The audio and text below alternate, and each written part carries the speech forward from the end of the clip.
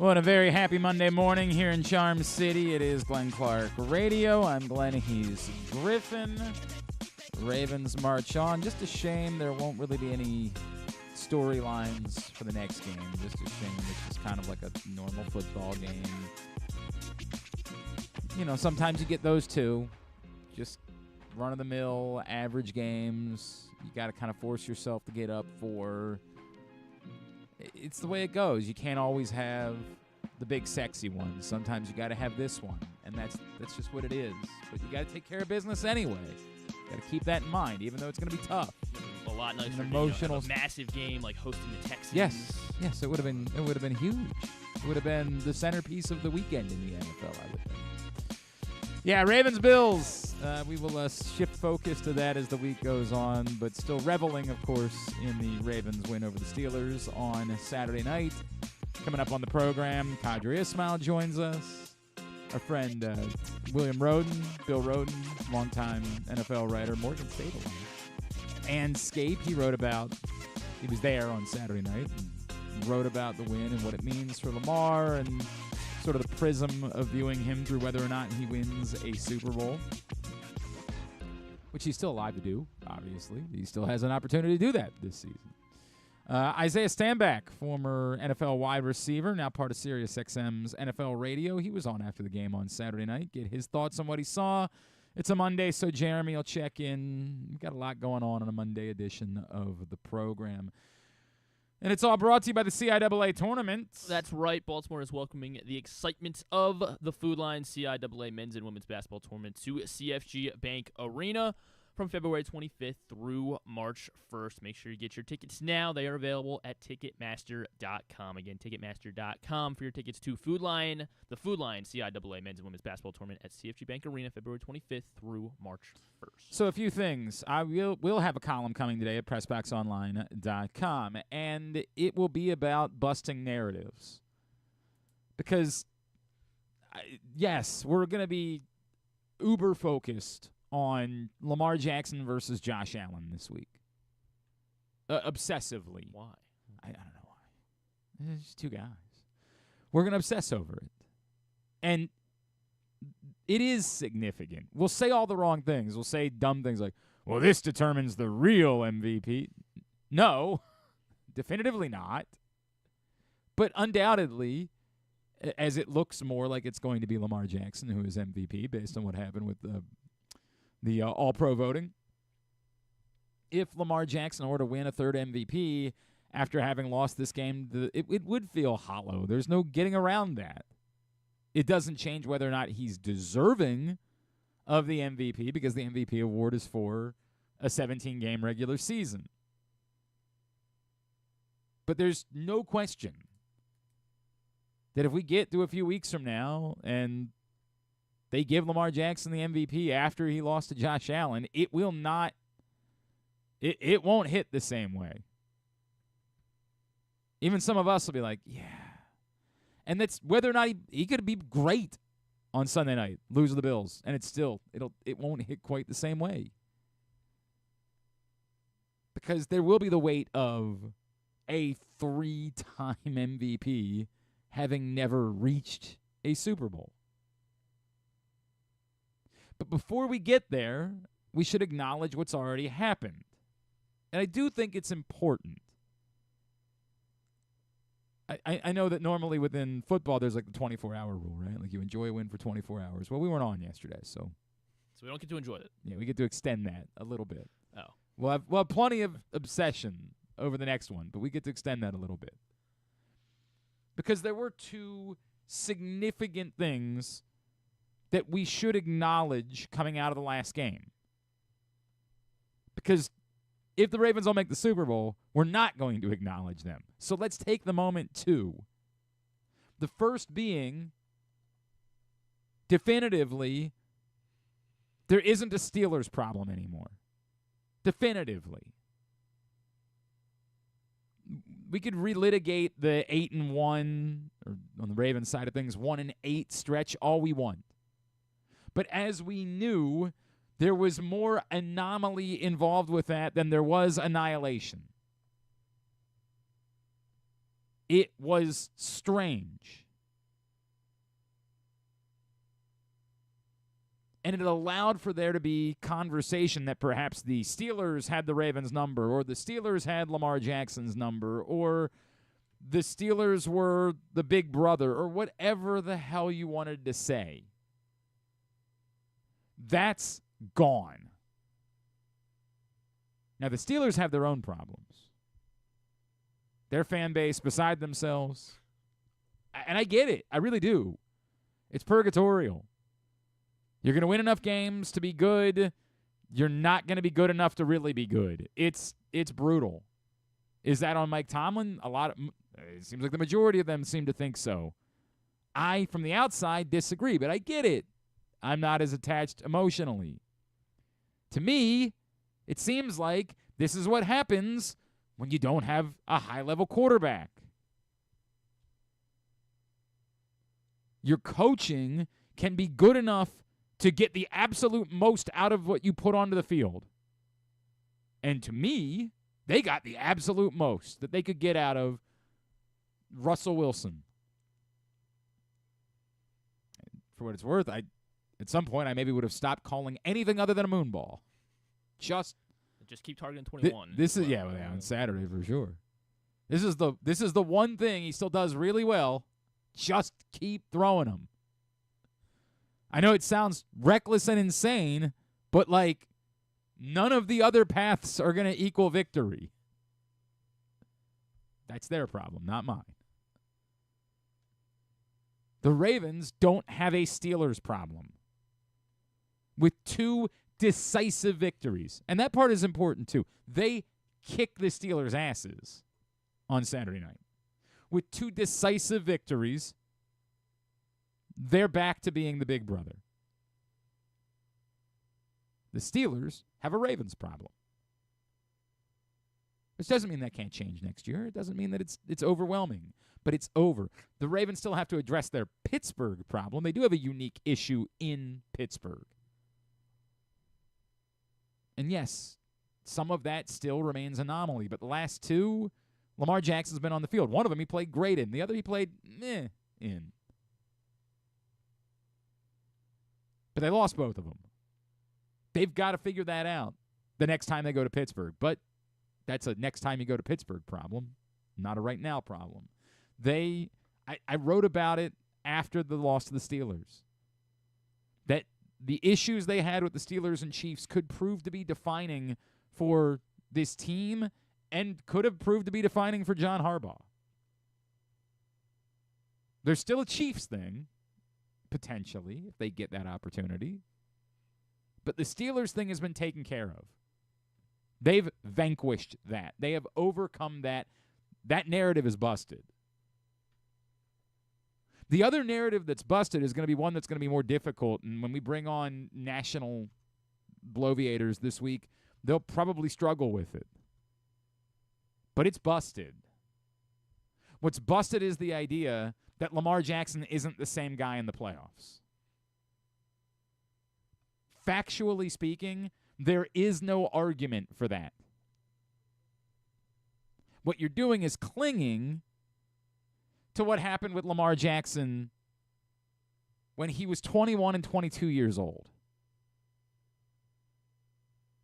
You're clinging to numbers from his first 2 years in the NFL and trying to use it to define Lamar Jackson today. Because Lamar Jackson hasn't gone one and done in the playoffs since before the pandemic. And while no, he wasn't brilliant in the Chiefs game last year, his overall numbers in the last 2 years have been outstanding in the playoffs. And the guy that you saw on Saturday was definitively the same Lamar Jackson, if not perhaps better. The narrative is busted, which doesn't mean that he doesn't still have to go win a Super Bowl, because I get it. That's the way that this works. We're a simple people. Win Super Bowl or not. That's how we define the legacies of quarterbacks. It's what it is. You can't shake that. You can't speak about Dan Marino without that being quickly within the first couple of sentences. it is defining. There's no doubt about it. And he still has to go prove that he can do that, as much as he's capable of proving it. But the narrative that was more fair than we'd want to acknowledge it was, and yes, was still required context and an amount of nuance, was the idea that Lamar Jackson wasn't a good playoff quarterback. Because at the beginning of his career, he wasn't. And then there were a couple of weird years where Lamar Jackson didn't get to play in the playoffs because of injury. And so he didn't have the opportunity to rewrite that narrative. And then the disappointment of losing at home to, Patrick Mahomes outweighed the idea that he had maybe changed the narrative. But the evidence is that the playoffs specifically aren't the problem. The calendar doesn't flip to January and suddenly Lamar Jackson becomes a different player. Again, you're thinking of 2019 Lamar Jackson. That's incredibly far away. Lamar Jackson is a good playoff quarterback. That narrative is busted. And by the way, it'll still be brought up. Because it's really difficult, once something fits a narrative, to acknowledge that it might not be fact. But if you watch Lamar Jackson on Saturday and you think he has a playoff problem, you're insane. You're an idiot. I don't know what I mean. You're something. You're purposefully obtuse. You're just going to say it anyway, despite the fact that you know it's not true. And plenty of people will do that because that's what we do. We want something to be true. It's what we're good at in this country. Whether it's true or not, let's make it true. Those narratives, and I'll be willing to acknowledge, it was fair. I think Trey Wingo even brought it up on Friday. It's fair to point out that Lamar Jackson's track record has involved disappointment in the playoffs. But to suggest he's a bad playoff quarterback now in 2025 is factually inaccurate. It doesn't line up with the facts. The facts are now that Lamar Jackson is plenty capable of doing the exact same things in the playoffs. And yeah, sure, it helps to have Derrick Henry. What a novel concept. Good football players help a team. Crazy. It's weird. We've never seemed to detract from Patrick Mahomes because he's been able to throw the ball to Travis. Is Travis Kelce going to be in the Hall of Fame? Yeah, probably. Do you think that detracts from the greatness of Patrick Mahomes? It doesn't seem like it. No, not even a little bit. Well, he's good all of it. Now he's all of a sudden good because Derrick Henry. No. You're a mouth breather. That's all it is. You're just a mouth breather. But yes, it's crazy. Putting good football players around quarterbacks is a good thing. Narrative busted. Lamar Jackson is not a bad playoff quarterback. He is a quarterback that still hasn't reached a Super Bowl. And based on what happens this week, a new narrative could pop up because if he were to lose, if the Ravens were to lose, it's unfair to keep saying it's just him. If the Ravens were to lose, then the new ammunition, because you can't just say broadly that he's a bad playoff quarterback, the new ammunition that people would come up with would be he would be 0-3 all-time in the playoffs against Patrick Mahomes and Josh Allen. And it would be true. So the opportunity exists to bust a narrative before it even exists. It is important that we acknowledge these things because we live in,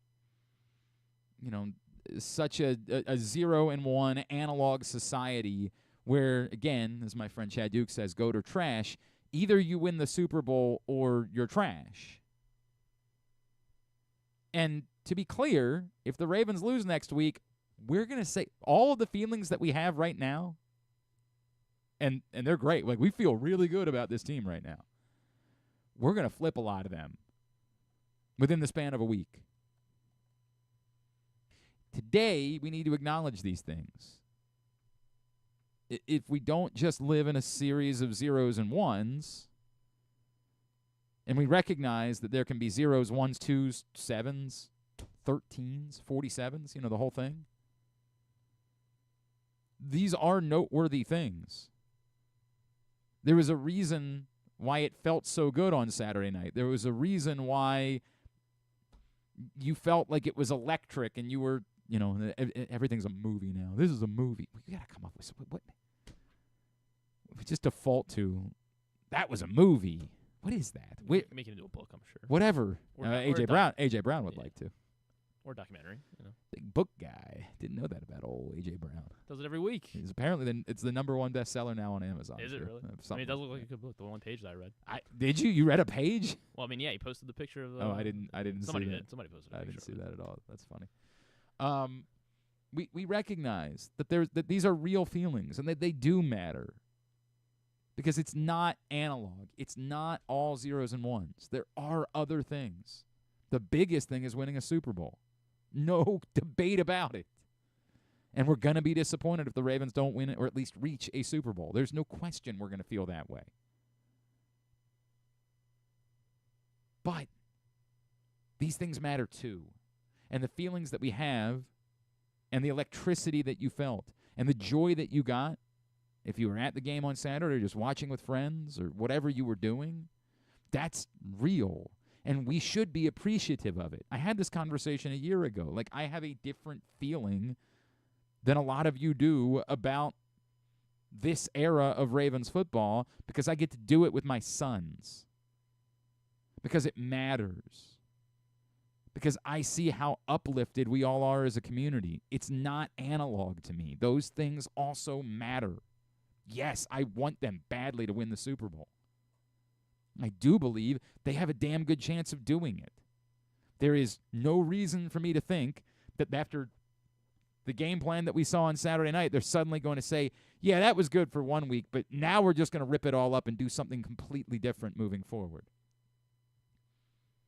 Now we're just going to have Lamar throw the ball 75 times. I think they believe they have a blueprint. I am concerned about the number of big plays they gave up after they had cleaned a lot of that up during the second half of the season. I am. I have to acknowledge that. And, yeah, we're all concerned about man, you hate piling on Brandon Stevens because, like, everything is so good that it almost feels like there's only one place for us to channel our negative energy. I mean, even Jordan Stout ended up having a good punt on Saturday night. I mean, stop the damn presses. You were like, wait a second. That guy? Because the one before that, you were like, "Oh, that's the most disrespectful thing I've ever seen." They're not even putting somebody back. They think so little of Jordan Stout, they're not even putting somebody back. So thank God he at least got one off. Maybe problem like we would have more in the barrel for Steven Sims, but like it didn't turn out to be disastrous, and he's barely a Raven. Yeah, so Dante from Clerks thing with you're not even supposed to be here today. Maybe he won't be there. Deontay Hardy was practicing last week. It's possible that Steven Sims won't be there. Not that that nice jet sweep. He did. Not that Deontay Hardy's like a Ravens legend or anything along those lines, but he is at least one of us. He's a Baltimore native, so it's maybe a little bit more personal in that way. I don't know. I hate the fact that it's like all of every ounce of negative energy that we have is towards Brandon Stevens, but like. Yeah. I mean, yeah, we all have eyes. That's what it is. But may that not be something that we have to worry about much further. I think the Ravens have a great chance to win a Super Bowl. I think they have a great chance to win in Buffalo on Sunday night. I wasn't surprised that the Bills were initially installed as 1-point favorites because that seems about right based on the numbers that we had looked at before the playoffs, that it would be about, and as Jeremy pointed out when we talked about it last week, it is a reminder that while it's maybe not a 3-point swing that Vegas gives to home teams, there's still at least a 2-point advantage they tend to give the home teams.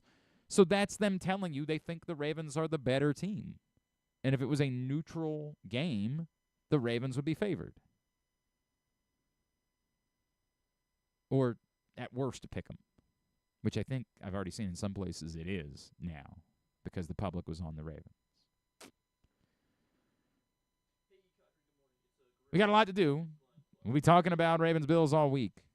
And I got a column today at PressBoxOnline.com, and I would encourage you to check it out because narratives have been busted. And we should enjoy those things and not live in a simple Super Bowl or not analog way of thinking. Let's continue to talk about the Ravens' big win and look ahead to Sunday in Buffalo. Joining us now, Super Bowl XXXV champion, one of our favorite people. You see him on WJZ 13. He is our friend, Mr. Qadry Ismail, and he's first up today on GCR. Qadry, it's good to chat with you as always, my friend. Thank you for taking the time for us.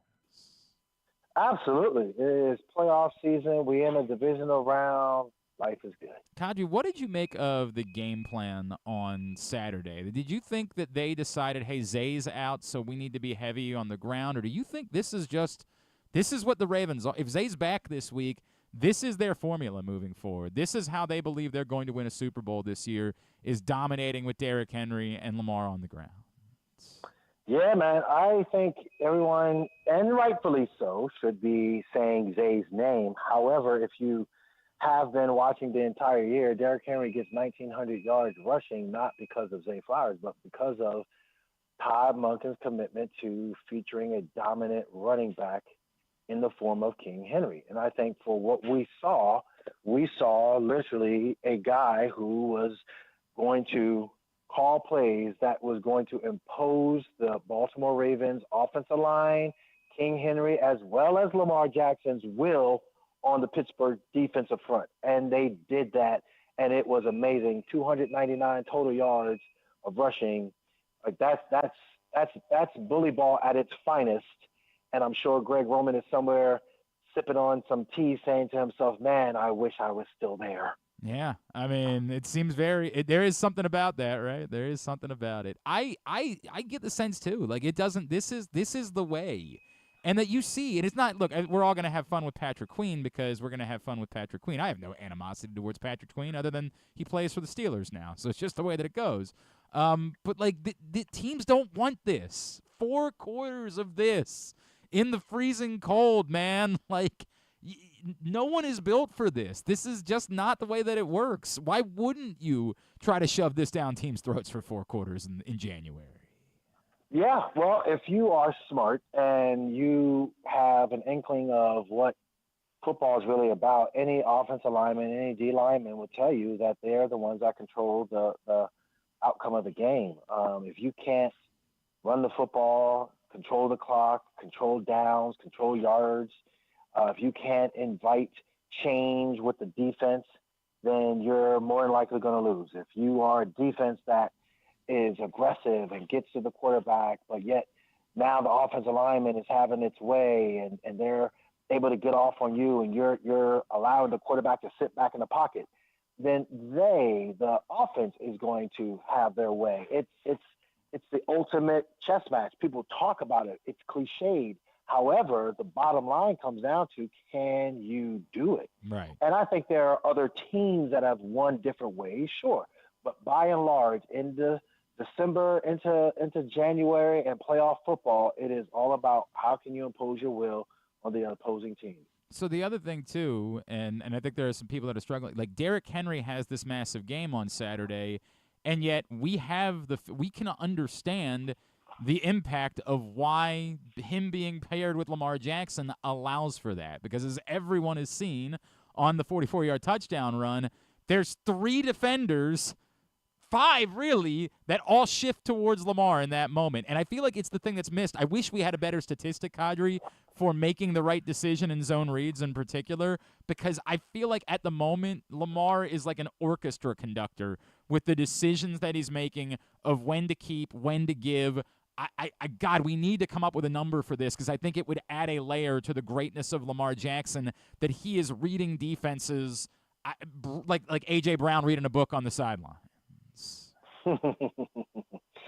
So I think part of what you'll see with Lamar and just even his statements of the game has slowed down. part of the game slowing down, yes, is the fact that you had Todd Monken, who was like, all right, here's the offense. Here's what we're going to do to exploit the defense. You got a run game coordinator there saying, okay, here's the running game. Here's what we're going to do to exploit the defense. They gave it to him. He assimilated it. And then it's like, yep, now he's got the nuances of it. And the nuances of it is where we're seeing, everybody's seeing, oh, wow, look how that, defender went with Lamar. And, oh, man. And you could see where, in some of his comments with Wired segment or even HBO Hard Knocks, where he's like, yeah, Myles Garrett, he's doing this. And I had to make sure before I, took the ball or released the ball, or TJ Watt, he was doing this. And so in his mind, he started playing even a greater game of chess with them, against them. And that's something that, yes, when you see the bigger picture, you see Lamar Jackson just in his fullness, and why we as Baltimoreans and people who like the Ravens are saying that he's the MVP of the league. Yeah, it looks more and more like he will be. Qadry Ismail is with us here on GCR.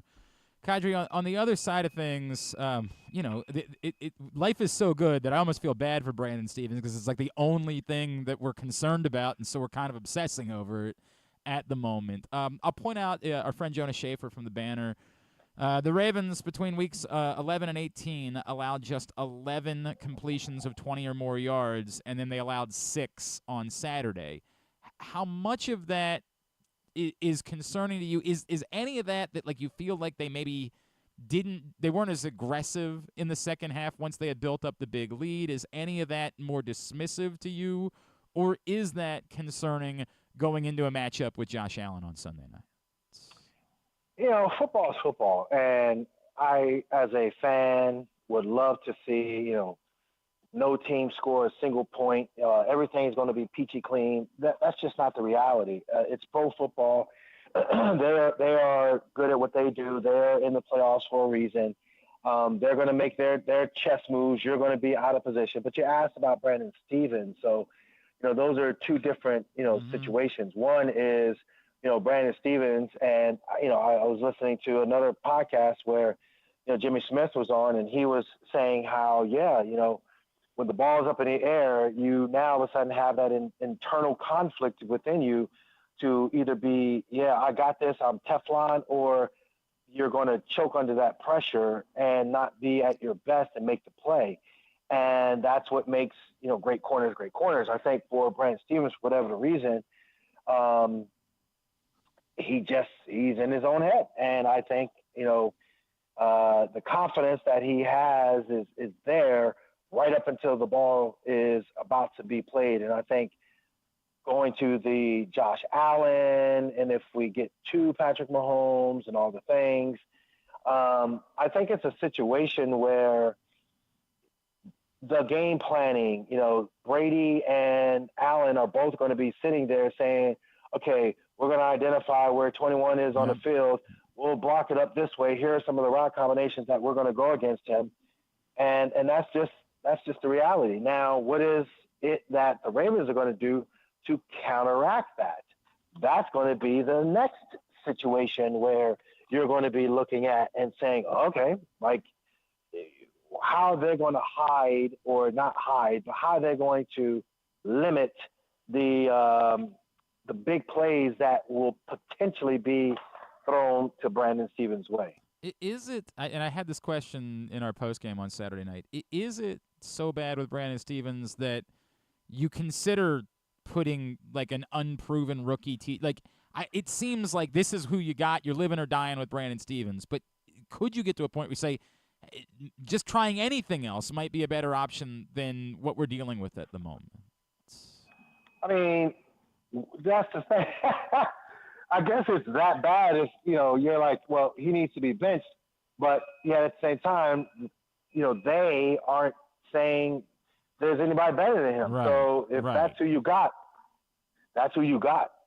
No, and that's who you got, and you just got to stay there with it. That's what it feels. It feels like this is what you got, and you're going to have to live or die with it and hope that it isn't dead. Like, I mean, Boy, it really. I mean, in key situations, I don't want it to be a situation where he's out there on an island. And now it's interesting too, though, because when I'm watching the game, and I was watching the game up in Commissioner Goodell's box. I noticed that. I noticed the good life that you're living these days.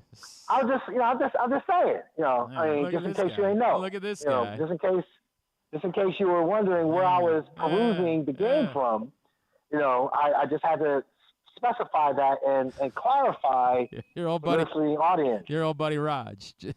Well, see, I was explaining to him. I was like, all right, Commissioner, see, here's one thing that we're looking at. Brandon Stephens is out there on an island. However, literally, like George Pickens came open, and then all of a sudden, I'm watching just him and George operate, but then I just hear the roar of the crowd, and this is where there's 11 on 11, not 1 on 11.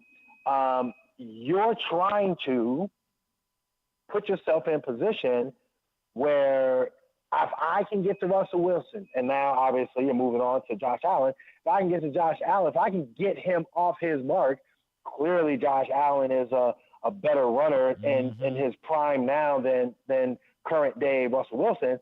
But if I can get pressure on Josh Allen, that's going to help guys like Brandon Stephens. Well, and we saw, obviously, there was clearly a communication issue on the touchdown with Kyle Hamilton, as, Kyle was frustrated in that moment. So, yeah, I don't think they're trying to necessarily leave him out on an island. And as you point out, not nearly as easy because Josh Allen will shake and get out of trouble and extend plays. And if it's Patrick Mahomes the following week, it's the same story. You're not going to be dealing with statues in the pocket the rest of the way in the postseason. You're going to have to get after mobile quarterbacks. Qadry, the word is plaster, plaster, plaster, and that is the toughest thing, I think, for Brandon Stephens. It's hanging on to the guy without pass interfering on him while you got a Josh Allen or Patrick Mahomes roaming around trying to extend the play. Yeah, you got to be right there, no question. You can't give him anything.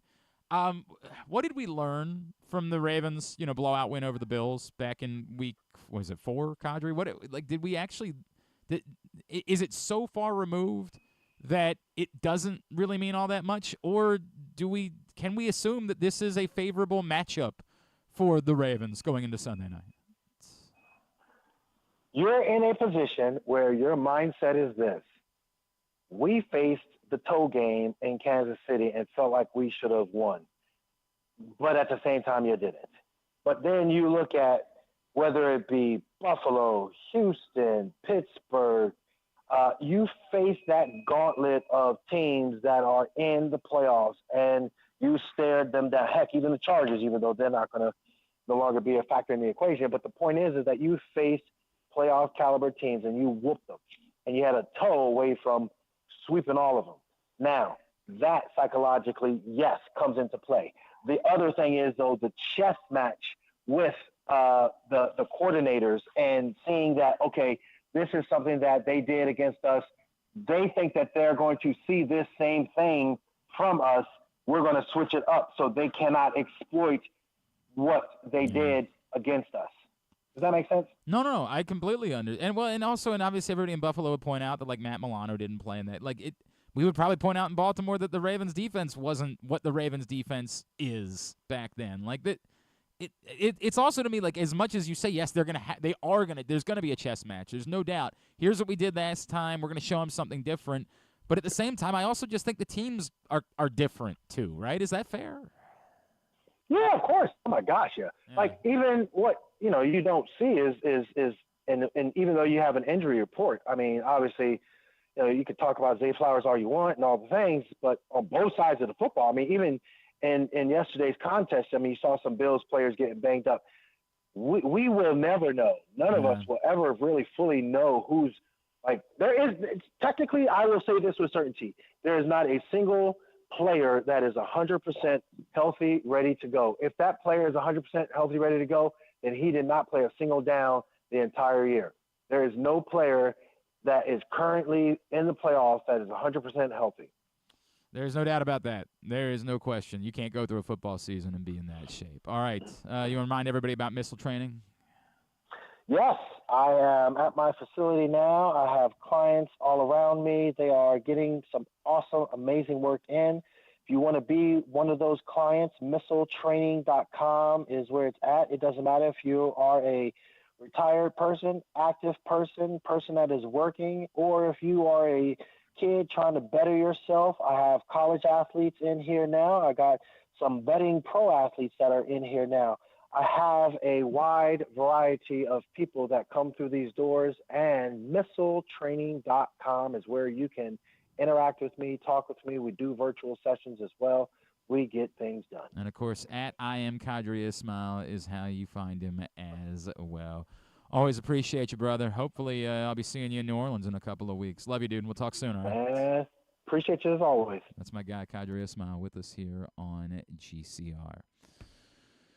Hey, Stan the Fan got back in the flow of things last week, and if you missed he, Ross, and Luke getting together, you can check it out right now, facebook.com/PressBoxSports. Click on the videos tab, and go to youtube.com/PressBoxOnline and PressBoxOnline.com/video as well. When we come back in, Bill Rhoden, legend in the sports reporting community. We're going to chat with him about what he saw on Saturday night and some of the narrative conversations surrounding Lamar Jackson. We'll do that next. It's Glenn Clark Radio. Treat yourself and taste the Baltimore tradition that is the legendary Costas Inn. Hey, it's Stan the Fan Charles. For over 50 years, the Costas Inn has been a Baltimore original, dishing out their amazingly scrumptious, fat, award-winning crab cakes and steamed crabs. Every season is crab season at Costas, so make your plans now by calling 410-477-1975 and reserve your taste of heaven. Sit back, crack some crabs, and watch the Ravens chase down another title on Costas' 15 TVs. On Monday nights, Costas offers their half-pound jumbo lump crab cake with 2 sides for under $30, and there are nightly specials Monday through Friday. So head on down to the Costas Inn at 4100 North Point Boulevard or visit them at costasinn.com. Make the most out of every day in your Toyota RAV4. Available in hybrid or gas-only models. A RAV4 can get you where you want to go in style. Check out buyatoyota.com for deals on new RAV4s from your local Toyota dealer today. The votes were all counted, and the results are official. Royal Farms was named #1 for food in the USA Today 10 Best poll, receiving more votes than any other convenience store chain in America. The next time you want to get some good food fast, doesn't it make sense to go to Royal Farms? Voted best in the USA and home of world-famous chicken. Real fresh, real fast, Royal Farms.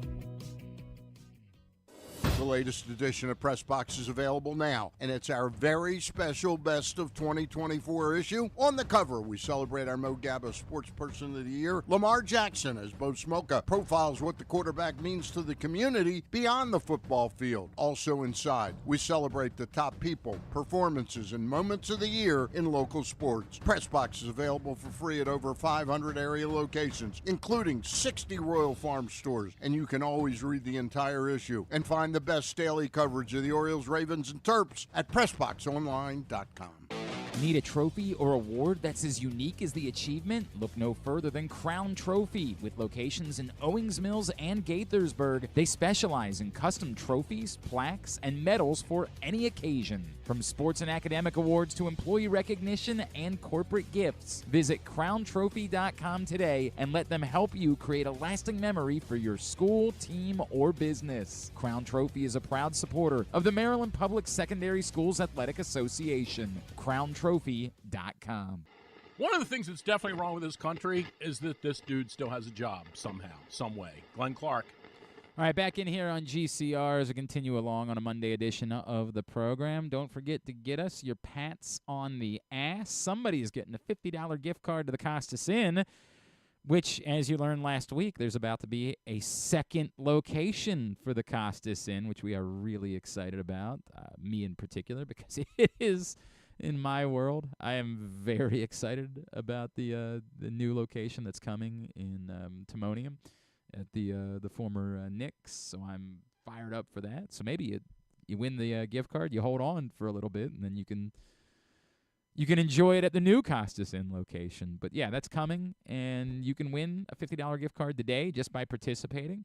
Get us your pats on the ass. Remember, it must be five Ravens, and on that list, 2 must be offensive players, 2 must be defensive players. The 5th can be another offensive player, another defensive player, a special teams player, or a coach. Get them into us at Glenn Clark Radio on Twitter. And we will go over ours a little bit later on in the program. All right. What's that? Oh, it's 45? Yeah. I did not realize that. My fault. I don't know if it's your fault or not. I have no idea. It might be my fault. But, I'll just pretend like that never happened. Moving right along. He cleared concussion protocol. We weren't talking about this on the air. No, we weren't. Yes. It was what do you have? This is Teron Johnson we're talking about. Who Teron Johnson. a little bit of a scary scene yesterday in the Bills win over the Broncos. Hit helmet-to-helmet hit. And look, man, the hit not okay. As a lot of people pointed out, that was an awful, awful ball for Josh Allen to throw. And for what it's worth, no, I was thinking of the other one. That was Ray Davis. That was Ray Davis. Yes. He was hitting. It was helmet to helmet for Teron Johnson, but it was earlier on in the game. Yeah, the one with Ray Davis. It actually led to a lot of chatter on the internet that the quarterbacks should be blamed more for these things. You should never throw that ball. Hospital balls. That's what they call them. Yeah. And I get it. In fairness, Kyle Bowler probably shortened Todd Heap's career by throwing many of these. It is also a violent game. That's the reality of the situation. And you're trying to win, and you're trying to get yards, and the shame on that one was it was also a bad throw. And I almost wondered if Josh Allen realized what he was doing in that moment and almost purposely made it a bad throw. There was Ray Davis had 0 chance of catching that ball. 0. And while you could say, hey, Josh Allen made a bad throw, Josh Allen's a really good quarterback. Whatever fun we're having he's really good. He doesn't just blatantly miss somewhat routine throws with regularity. It almost made me wonder if he recognized that he was about to throw a hospital ball, tried to purposely make a worse throw in that moment, no, I don't want this, and we're already too far down the pipe for there to be doing anything done about it. I don't know. But yeah, Teron Johnson got hurt yesterday. Griffin's telling me that he came back. He got back into the game. I think they were saying he still had some neck soreness. No, but if he got back into the game, then there's no debate about his availability moving forward. He'll be available and will be on the field. And yes, that's one of the things that what Bills fans are clinging to about why the Week 4 game is not a fair reflection of these two teams is they're clinging to the number of defensive players that weren't available for that game. Teron Johnson, Terrell Bernard, Matt Milano, that presumably will be available for this game. And also Amari Cooper wasn't on the team at that point, right? They are on the team now, though. What's that? Yeah, but his presence still matters. Yes, yeah. Even if he's not, a true number 1, it helps. It's one more guy you got to pay attention to. So they're right. They are. We can say whatever or be pithy towards it, but they're right. At the same time, what they don't want to acknowledge is that the Bills scored 10 points against what at the time was a god-awful Ravens defense. And the Ravens defense that we've seen since that point has been dramatically better. Dramatically. Night and day better. Now, do I think it's likely to hold the Bills to 10 points again? I do not. Even though I think the defense is better. The Bills are good.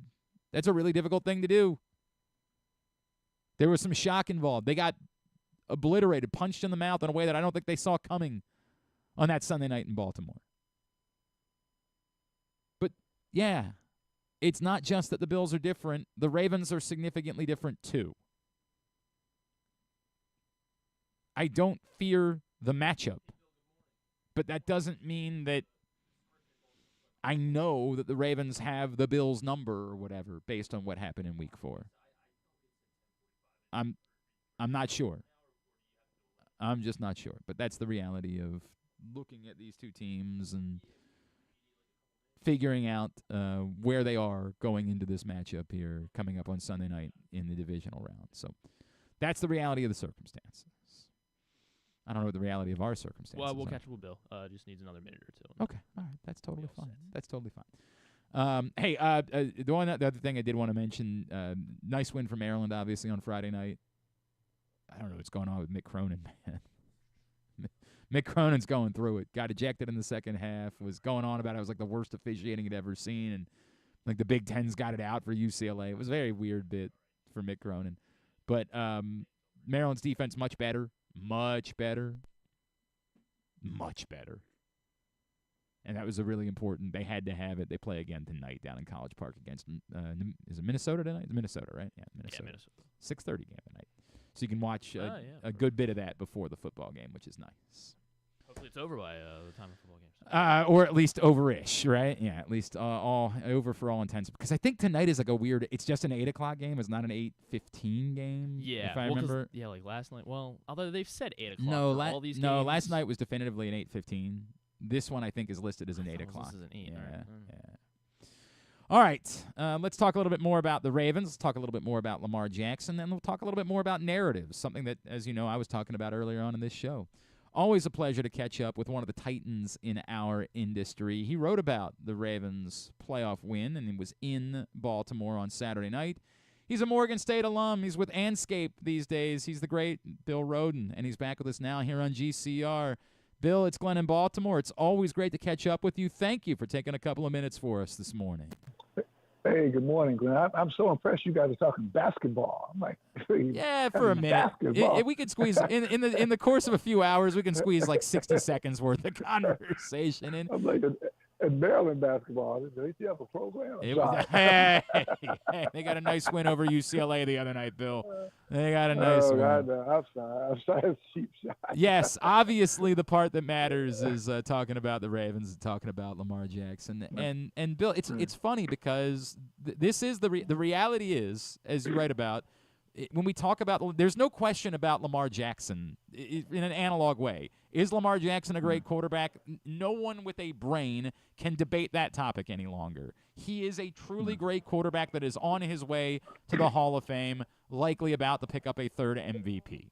But this is what we do as a society, as a media, whatever you want to call it, as a fourth estate. We measure the legacy of the greatest players in the sport by whether or not they win Super Bowls. And we can't change that just because we don't like that measuring stick. We can't say, hey, it doesn't matter that Lamar hasn't won a Super Bowl. That's the reality. We measure by this. So it's tough because I don't know if it's fair to Lamar Jackson that for all of these accomplishments, that question still exists. But there's nothing we can do about it. Beating the Steelers is great, and we should acknowledge that it was a great win. And Lamar's no longer a questionable playoff quarterback. He's rewritten a lot of narratives, but he's still got to go win a Super Bowl. Right. And by the way, he wants it too. So it's not like he's been saying, "Listen, don't judge me by champion." He wants it too. He wants to win a title too. So I don't think it's just us beating up on him, and you're right. It is what it is. I just think that, and it's really simple. That's our business, right?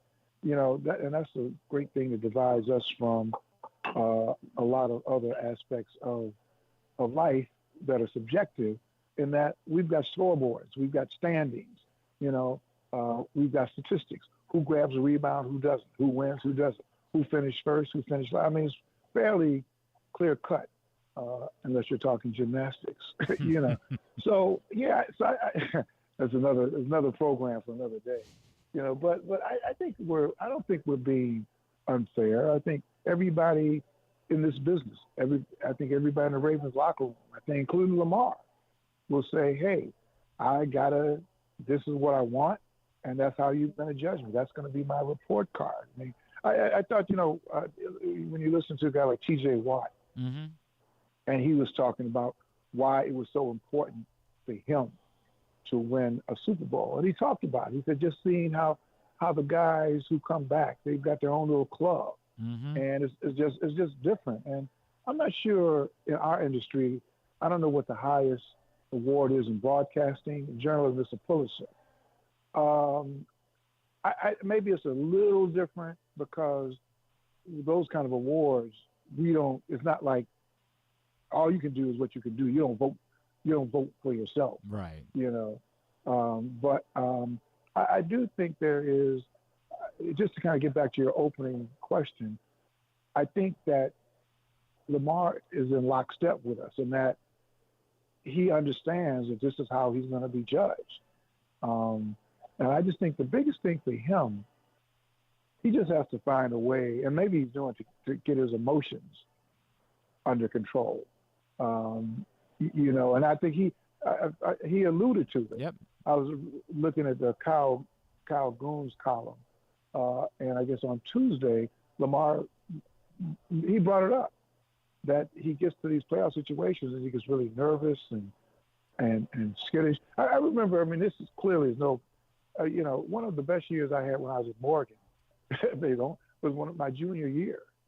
And I kind of the same way, you had these games and I remember my first year start was a sophomore, and I was so nervous about the game that I couldn't really play free like you do in practice, and you hear pro guys talk about that all the time, how you look at a guy like Jaden Daniels. I guess guys at that level all find a way to keep their emotions intact, to act like, to be able to allow themselves to play free, and I think that's going to be the key for Lamar, is to play as free and easy during these high pressure playoff games that he does, sort of during the regular season. So long-winded way of saying, Glenn, that I agree with you. Well, and it's funny, Bill, because did you see that on Saturday night? Being there and watching him in person, did he see like someone who's grown into a place? And by the way, I think this is natural for young players. I think the Patrick Mahomes route is the anomaly, right? Like, there's a reason why we know he's an alien. Did he look like someone who is understanding of that? And obviously the presence of Derrick Henry helps, but did you see a guy that you say, that, this guy is more prepared for what it takes to win a Super Bowl than what you've seen in past years? Oh, did we lose Bill? Oh, that's a bummer. Right then in that moment, too. Bill Rhoden with us.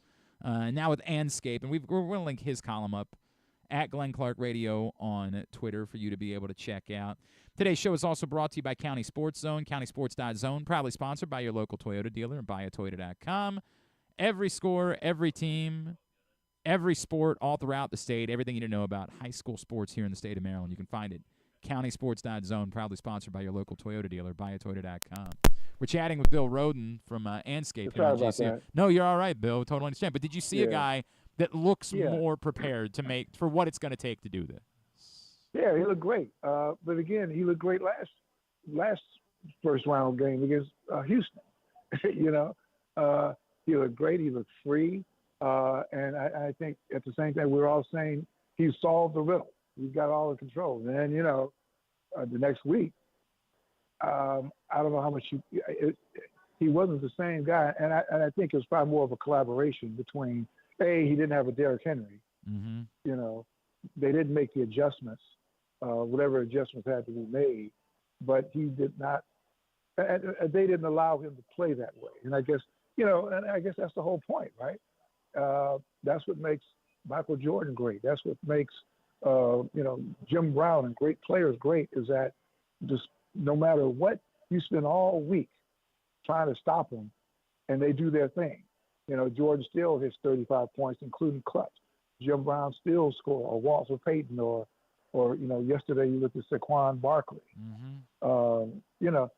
So I think that's the challenge when, really a big challenge when they go to Buffalo. I mean, that's almost a perfect scenario for Lamar to go on the road. Because remember, that's what Mahomes did last year. Everybody was saying, now you got to go on the road. Right. And it looked the same. He still broke hearts. So, they're plotting and planning. The big, like you mentioned, the big ace in the hole they've got that they didn't have last year is Derrick Henry, because he looks like monster. And Lamar even talked about after the game. He said it's such a convenience to be able to like hit him with a few doses of Derrick Henry, and it just takes the burden off of him. So we'll see, but that's a huge, huge test. But to answer your question, yes, he did seem a lot freer. He seemed great, but it was against a Pittsburgh Steelers team that was limping into the postseason. And I remember we felt the same way last year. So, it's like you said, it's unfair, but I get it. Yeah, let's see what happens next week. I also it's funny, Bill, because I also feel like it's not just talking about the antsiness that Lamar referred to. There has to be a willingness. I think it would be natural for a lot of quarterbacks to say, well, I want to be the one that's doing it all. I don't want, I'm the star. I'm the alpha. I'm the guy. It should go through me. I think it takes a level of, I don't know if humility is even the right word, but like a level of understanding that if you win a Super Bowl, nobody remembers that Peyton Manning was largely a pedestrian winning 2 Super Bowls, right? Like, he doesn't have to deal with the questions. He doesn't have to. Dan Marino might have been a better playoff quarterback than Peyton Manning was, right? But Peyton Manning doesn't have to deal with what Dan Marino has to deal with.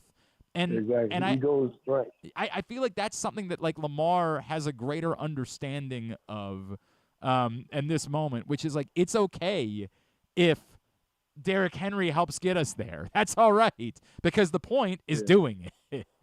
Yeah, I think that's such a great point. I was thinking about Peyton Manning as soon as you brought that point. You're right. Nobody thinks that Peyton Manning was a bystander. Right. All we talk about is everybody talk about Peyton Manning and 2 Super Bowls. They don't talk about unless it's us.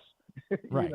But I think I never got. I think that Lamar, he had to do it all. I don't think it was that he was those previous losses. He had to do everything. I think he welcomes the help. I think he welcomes the help. Yeah. He welcomes the fact that he's got maybe one of the greatest running backs in this era in the backfield. God bless him. And I think that's what Lamar said. Man, thank God I've got a partner in crime. Right. Do you think Michael Jordan resented Scottie Pippen? Well, maybe he did, but or maybe it was vice versa. But I think that in terms of the workplace, I think Michael Jordan thanked God every day that he had Scottie Pippen. So, and I think that it'll be the same thing with Derrick. I think if Derrick Henry stays healthy and Lamar Jackson stays healthy and the 2 tight ends stay healthy, I think it's a very formidable combination. I think it'll be very, very difficult. If everybody's doing their thing, I think it will be very difficult to beat Baltimore. I just hope there's not a snowstorm in Buffalo. Yeah, I hope so too. Yeah. Right now, there's no precip in the air, but it's going to be cold as hell. I also think, by the way, that Michael Jordan on most days was thankful that he had Dennis Rodman. Most days. Most days. I think he was thankful. Well, he's probably thinking he could alternate his prayers. Right? Yeah. One day he could thank God for Dennis Rodman, thank God for Scottie Pippen. Right. If I could, Bill, because you also wrote about it, and look, it's not our concern in Baltimore, but I think the Mike Tomlin conversation is fascinating. And I don't want to be dismissed. I happen to think the world of Mike Tomlin, right? Like, I think he's an incredible coach. And I think most people in Baltimore feel that way. But I also get it, right? Like, they're going to point out in Pittsburgh that this is the norm now, is getting their butts kicked in their first playoff game. And it's been this way for a long time. And then my retort would be, because you don't have a high-level quarterback. Like, that's the right. I still think you're getting more out of these teams than you could have expected to get out of these teams. Where are you with this discourse that I do think is genuine and fascinating related to Mike Tomlin and where the Pittsburgh Steelers are at this point? It is. And like you, man, I really think so much of Mike Tomlin. Probably like everybody, I think so much of Tomlin. And I do think at some level that he's probably earned the right to choose his exit. But then at the same time, when Bill Belichick got nudged out of New England, I said, you know what?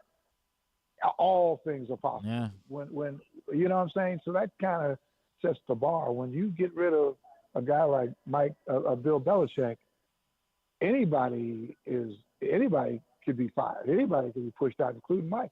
I think on the flip side, we've seen and we've covered in our industry look at how many teams are just in turmoil because they're firing coaches every other year. I ask you this, Glenn. I mean, if you're hiring a coach and somebody told you, oh, Mike, for the next 17 years, this guy that you hire will never have a losing season. Yeah, that's a losing home run. Yeah. Now, would you say, will we win a championship? Well, we can't guarantee you that, but we will guarantee that you will not have a losing season. Mm-hmm. Now, that's in 17 years. 17 years in the box office and stand, our team will never have a losing season. Sometimes we'll be way over 500. Sometimes we'll be a little bit above, but the home team will win more often than it loses. I think that's very, very compelling. And when you get rid of Tomlin, do you have, just like when you got rid of, when Cowher decided to leave and there was Tomlin in the wings, you know, I mean, they had no way of knowing that they'd have this kind of success. Is there a guy waiting in the wings that, you know, you even think might have this kind of success in the NFL in this era? You know, so I don't know. So my vote would be to keep Tomlin.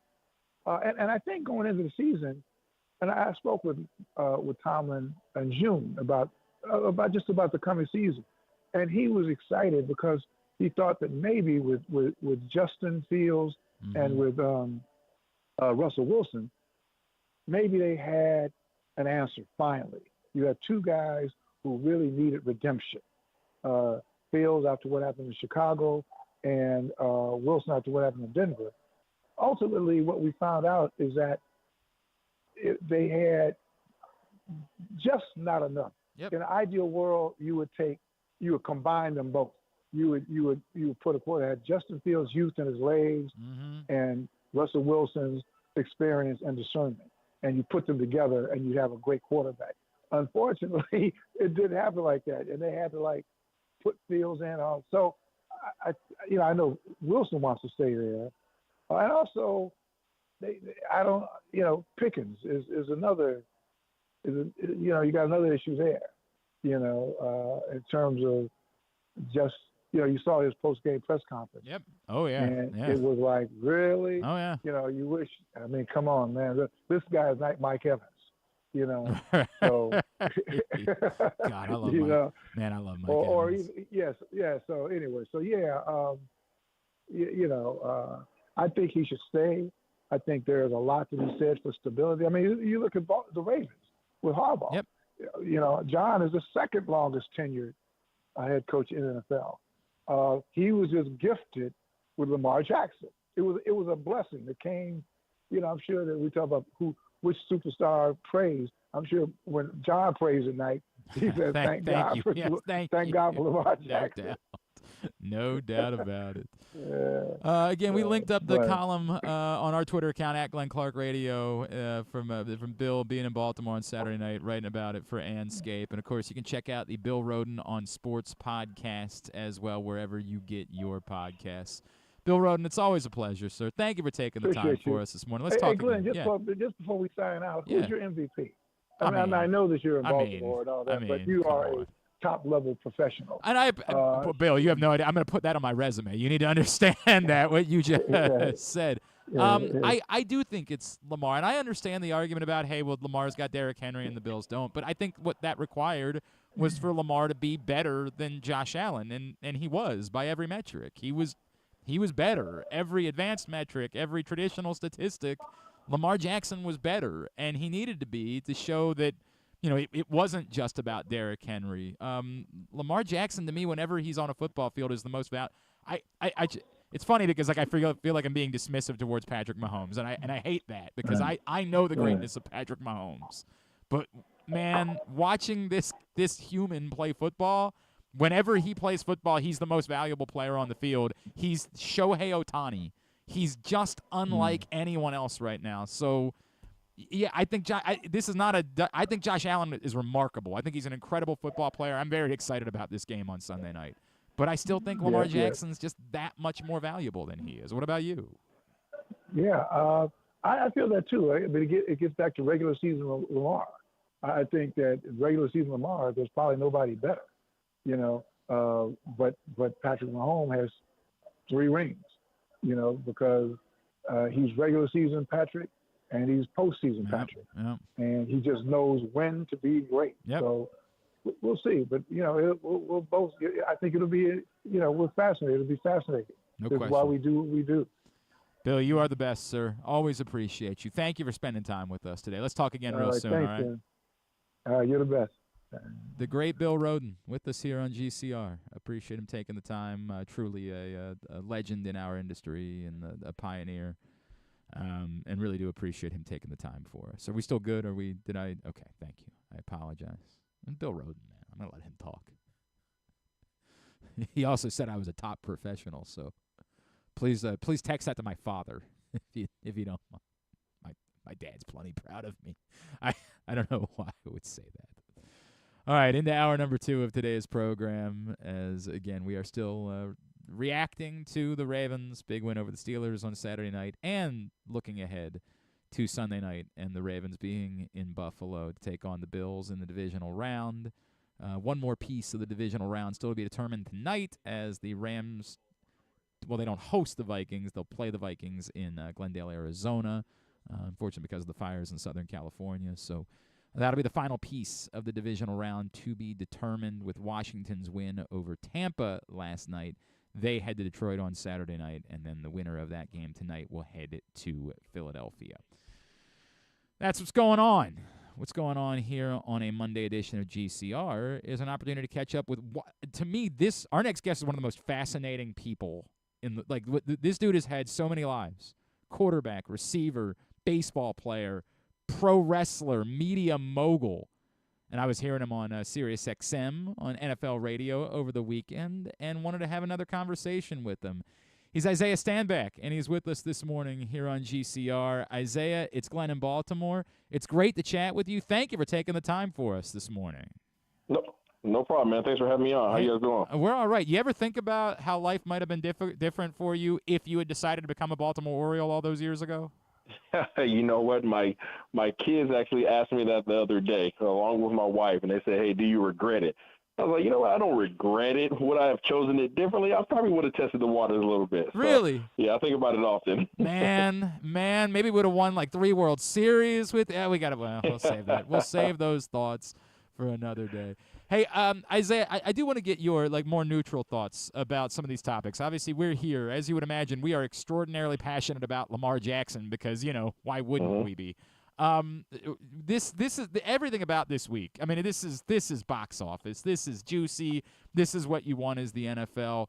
Where did you end up lining up as far as the MVP conversation was concerned this season? Lamar Jackson. There's no question for me. I understand that Josh Allen had a heck of a year, but he wasn't putting up stats like Lamar Jackson. He wasn't as consistent as Lamar Jackson. What Lamar Jackson has done this year in terms of his touchdown to interception ratio, in terms of how much of a threat he is to any opponent, I truly, genuinely believe that people fear what he's capable of. And so when you start putting those guys side by side, yeah, they both had great years, but Lamar, the only reason why you would not give it to Lamar is because you don't want him to get 3 MVPs.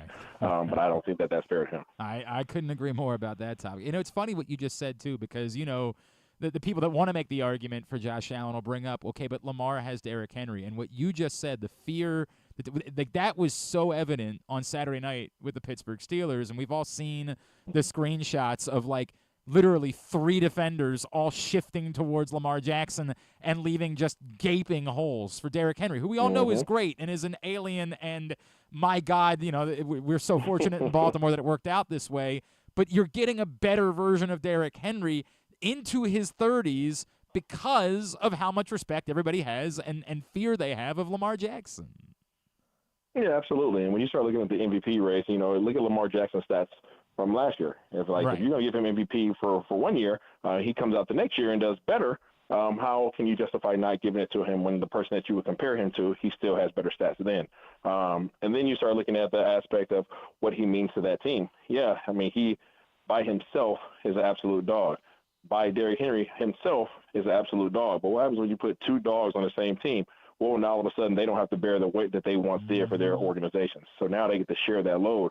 So now you get to decide who has the hot hand that day, and that alone is scary for opponents. He is Isaiah Stanback. He's with us here on GCR. Isaiah, I feel like that's why, the narrative has existed that Lamar hasn't, quote, like been the same guy in the playoffs.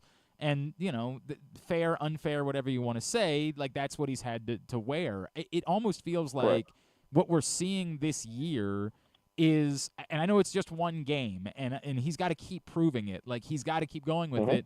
But you're seeing a guy that's way more comfortable. Like what he talked about last week about being antsy in the playoffs.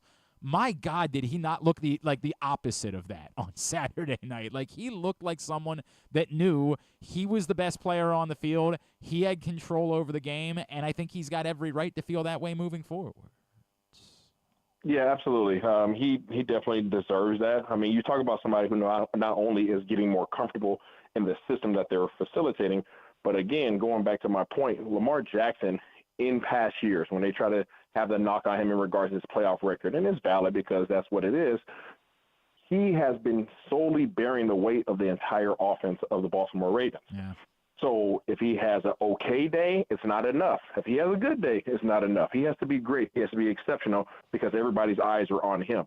What happens is when you add another bona fide superstar who is just as much of a threat as you are to the offensive side of the ball, now all of a sudden I don't have to carry the JanSport backpack that I once did, right? I get to share that load, right? We get to disperse that. So now all of a sudden there's somebody else that you have to respect, right? So if you want to try to contain me, all you're doing is opening up the hole so that my running back can get 140 yards on the ground. If you want to try to stop him, now I can out-leverage you, and I can get the ball down the field to my weapons. I can get it to Mark Andrews. I can get to Isaiah Likely. Oh, by the way, Zay Flowers wasn't even out there, but I'll get it to him most likely soon as well. So this is what it allows for, and this is why it's not fair to compare the previous years of Lamar Jackson to what you guys are experiencing this year.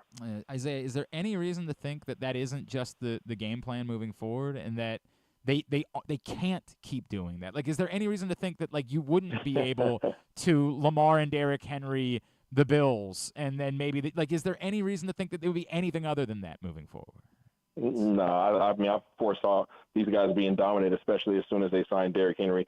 The ability to be able to run the rock. And I know we talk about the guys who actually hold the ball in their hands, and Lamar Jackson and Derrick Henry, but the guys that are up front, that offensive line is amazing. Those guys are gargantuans. You have Patrick Ricard, who's behind them, who's 300 pounds, clearing out the way as well for both Derrick Henry and Lamar Jackson. So even if you have the personnel to go out and stop this running attack, but you don't have the scheme and the personnel to stop this running attack. And even if you did have the greatest day of your life on the ground in terms of your defense, what are you going to do when you have a double-headed monster at receiver? You have a double-headed monster at tight end as well. It's a dangerous outfit, and everybody understands that. This is why teams don't want to face Baltimore. You sound like you're pretty bullish about the Ravens. Look, none of us can see the future, obvious. I always love it when somebody says, "Hey, what's gonna happen next week?" I'm like, man, if they gave me the script, I would be a lot richer of a man. But that's the reality. Is this is football. Like things happen, and turnovers can change things. Correct. And hell, even on Saturday night, the ball smacks off Steven Sims' face in the first, and you're like, oh, God, like that can change everything. For sure. But from a pure football and matchup and X's and O's standpoint, it feels, Isaiah, like you are suggesting that the Ravens, just in that way, might be the best team that's left in the AFC. Yeah, I do. And like I said, I believe that it's going to be Baltimore versus Philadelphia. I don't see any team stopping their abilities to do what they do best. You talk about two teams who can dominate the line of scrimmage, both on the offensive and defensive side of the ball. Yeah. You're talking about teams that can run the rock at their will. We understand that's old school football. If you can control the line of scrimmage, you can control the game. You control time of possession. I can negate how much time your offense is on the field. So all these things come into play when you start talking about the management of a football game, and it becomes even more important when you start talking about the playoff. I appreciate all of that. Again, I think you're right. I really do. Now they still got to go do it, and it's not easy to go win. Mm-hmm. Like that's the reality is, as good as you are, you're still gonna have to go on the road to Buffalo and likely to Kansas City after that if you win. Like that is a hellish gauntlet, man. Like that is it's you're absolutely right, man. I mean, like that AFC is strong, and we we understand what Josh Allen presents offensively, but I feel like as much as people respect and like Buffalo, I think that they have to be hitting on all cylinders. I think that they're not confident in their defense right now, and I think that their offense has to be playing lights out in order to be dangerous. You start talking about the Kansas City Chiefs. I don't know if I don't know if they're in sync enough with their personnel at this point in time to be dominant enough. I think they've relied heavily upon their defense this year.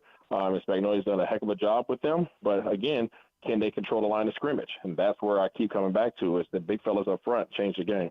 And what Roger Rosengarten did against T.J. Watt on Saturday night was just chef's kiss, man. Like that is. We want to hang that in the Louvre here in Baltimore.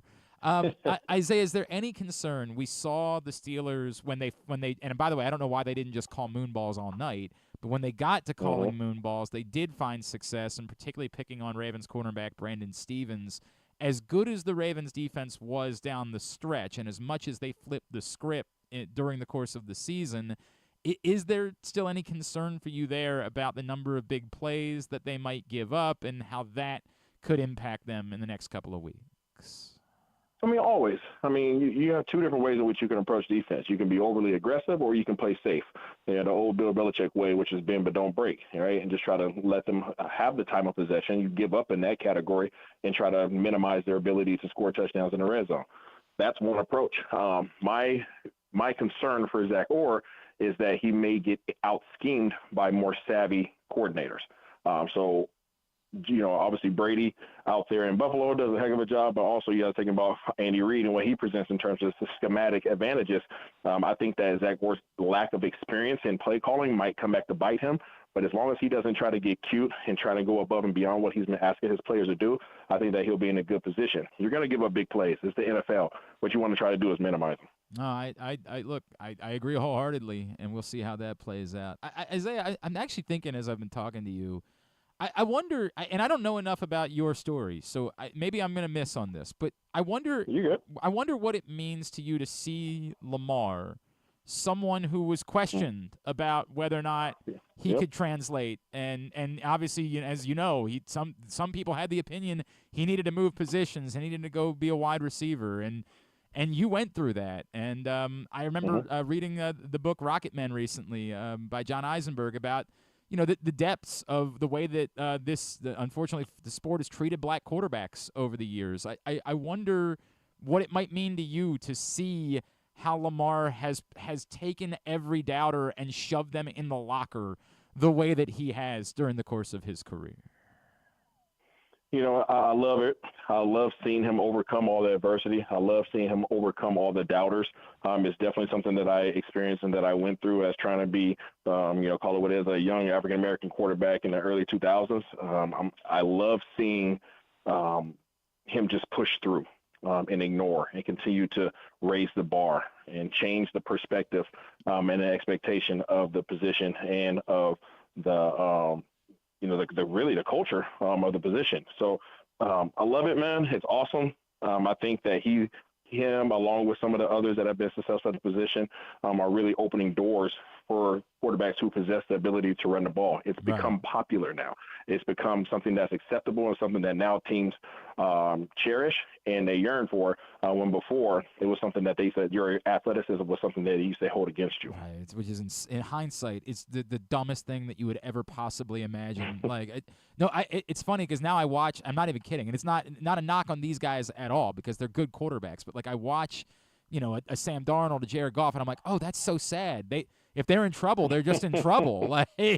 I genuinely have this feeling of boy, that's it.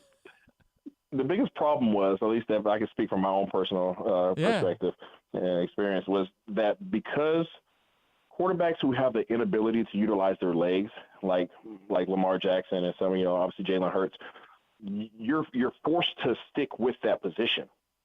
You're forced to focus on that position because that's all that you can truly play. Historically, going back years, obviously when I was coming up, if you showed athletic prowess and ability to do other things, all you did was open up the eyes of every other coach on that staff and say, "Ooh, he can do this. Ooh, he can do this." So now, instead of people focusing in on your ability to develop and grow as a quarterback, they start seeing the opportunities that you can provide for them in other positions. And that was something that was very challenging growing up, is that everybody said, oh, yeah, you can do that, but you also can do this. Right, so and you were never truly allowed to focus on one position. Well, the days have changed, and Yes, not just here, but like down the road in D.C., man, that guy's a stud. Like, you probably don't know a lot about this like region, but we're inclined in Baltimore to not like anything about D.C., and damn if it's like impossible to not feel good and almost kind of pull for that. Like, that kid is so much fun to watch and is such a good dude. Like, I mean, I was watching that game last night, like genuinely feeling an amount of like rooting for Washington, which I promise you is something I had never done in my life to this point. Absolutely. No, they're doing amazing. I love seeing his success and Dan Quinn. I love DQ. Man, it's a hell of a thing. Isaiah, where can everybody be following you? Where will they be hearing you, seeing you, all of those things? What can we plug for you? Yeah, well, obviously I've been doing a lot of stuff here with the Dallas Cowboys and CBS locally, but until next season, they're done. So you can find me on Good Morning Football occasionally for NFL Network. Awesome. And it's at I Am Stanback on Twitter is how you can follow him as well. Isaiah, I really enjoyed this, man. Thank you for taking the time for us this morning. We'd love to do this again as the playoffs go on. Absolutely. I appreciate it, man. Good luck with the squad. Thank you, dude. Isaiah Stanback. That was fun. Once upon a time drafted by the Baltimore Orioles. Decided to play football. Seemed to work out for him. But you wonder. You always wonder. What could have been? What could have been? We'll never know. All right, you want to quickly go over picks before we talk to Jeremy? You want to do that? Yeah, sure, we can do that. All right, quickly, because there's still one game hanging in the balance. Unfortunately, the two games that Paul and I picked differently, we split. So I'm in the exact same spot as I was to start the week, with the only difference being John Proctor had a miserable week. Oh. So he's actually back into the conversation as well, but it's still problematic. There's not a lot of games left, and I'm down by 2 games. Here's how it went this week. Obviously, it started with the college football playoff semifinals on Thursday night. And great game. Ultimately, Notre Dame handles business. Most of us were on Notre Dame. Jeremy, Joe, John, and John were the only ones on Penn State. That did not work out for them. Ohio State, again, that one was one that was a little bit hairy. Like, it took until late on Friday night. I would say another really good game. Like, it took us a while to get to the good games in the college football playoff, but we got 2 really good semifinals. I don't know if there's ever been a year that there were 2 really good semifinals in college. Obviously, last year the Alabama-Michigan game was really good, but I don't even remember who Washington played. They played Texas, right? Yeah. Was it a good game? I don't remember how good of a game it was. I feel like they won by 2 scores, but it felt like, I don't know. I guess. Well, Ohio State ends up. The Michigan game was before that one, so it was. Yeah. It was like it was never gonna. Yeah, it was such a good game. Look, Ohio State. It took them a little while, and it took obviously that incredible play by Jack Sawyer at the end of the game to end up proving to make sure that Texas couldn't end up covering. So myself, Griffin, James, John, and Little Rock, Kyle, and Paul get the point on Ohio State for that one. Chargers-Texans, who saw that coming? Well, Jeremy Conn and Joe Serpico did. Or at least saw betting against the public. I flummoxed. And again, early on, it looked exactly like what we thought it was going to be. Maybe the Chargers weren't like boat racing them, but the Texans, until the third down scramble play where C.J. Stroud was done, was shot in the second quarter, somehow got away from it and converted the first down. From that moment on, it was Ollie Oxenfree. And the Chargers never recovered. And a lot of scrutiny towards Justin Herbert. It's a tough spot. It's funny. I said this to Ken Zales on Saturday night because Ken and I were texting about Justin Herbert. And I was like, dude, you're right. Ken was an original Justin Herbert hater and then he flipped his script and was like, oh, I got to acknowledge he's actually really good. And he's like, can I go back to Justin Herbert sucks now? But what I said was, I get where you're feeling, but what if Justin Herbert was in the NFC? He'd probably be the best quarterback in the NFC. It's this weird dichotomy of you're in the AFC and you're being measured against the four best quarterbacks in the league are all in the AFC, and they're all generational. Mm-hmm. The 3 of them, generational, all-time quarterbacks, haven't been able to break through either. 3 of them. The second, third, and fourth best quarterbacks in the league have combined for no Super Bowl titles. Now imagine taking a step back from there to wherever Justin Herbert is on the list. I said last night, I think Jaden Daniels at the moment is the best quarterback in the NFC as a rookie. I mean, I don't know if you can argue that right now. Like, I mean, Jalen Hurts did not look. Jalen Hurts looks like Jalen Hurts. He looks fine. For the most part, this is about what he is. He's very athletic, and if you build the right team around him, you can take advantage of that. But as a true passer, I know somebody's going to say, that sounds like what people said about Lamar Jackson, except for when you talk about it with Jalen Hurts, it's true. When you said it with Lamar Jackson, I love Stan, you know that, but he's still trying to find any way to try to pick a knock on Lamar Jackson as a deep ball. Lamar Jackson is a very good deep ball thrower. I don't fight Stan about it because God knows we don't need to do it, but it's like he's clinging to something. I've said that before, so I got to keep saying it. Is he Russell Wilson? No. But he's so much better in all aspects of being a quarterback than Russell Wilson that, if Russell Wilson has a bit of an edge in one area, that's okay. But the idea that, it's a problem for Lamar throwing deep, no, it's not. It's not. He throws a great deep ball. It's weird. Maybe even better on the run. Yeah. Anyway, I don't know how I got there. But Houston shellacks the Chargers, and they were the only two that were on it. Buffalo, Denver, boy, yeah, that's. I really wanted to go with buying into the Broncos a little bit, and probably should have been on Griffin's Sean Payton stinks train. Yeah, should have. Although when they were up 7-0 yesterday, don't get on it now. By the way, yeah, right. When they were up 7-0 yesterday, I was like, well, that was Bo Nix. That was all Bo Nix. I don't know what to make. I'm going to say this. I've been. Is Bo Nix the best quarterback, second best quarterback in the NFC? If he's in the NFC? No, he's not, because he still does things that you. Unlike Jaden Daniels does not have rookie moments. Bo Nix has that thing on 4th down yesterday where he threw 2 yards short of the sticks to a player that had no chance of getting there. That's a rookie thing. The play is not working the way it needed to work. There was a block that was missed, as you saw Sean Payton scream about. And as a quarterback, you have to process that and come up with something that has a chance. The rookie thing to do is to say, well, that was the play that was called, so I've just got to execute the play. The NFL quarterback thing is to say, that play's not there.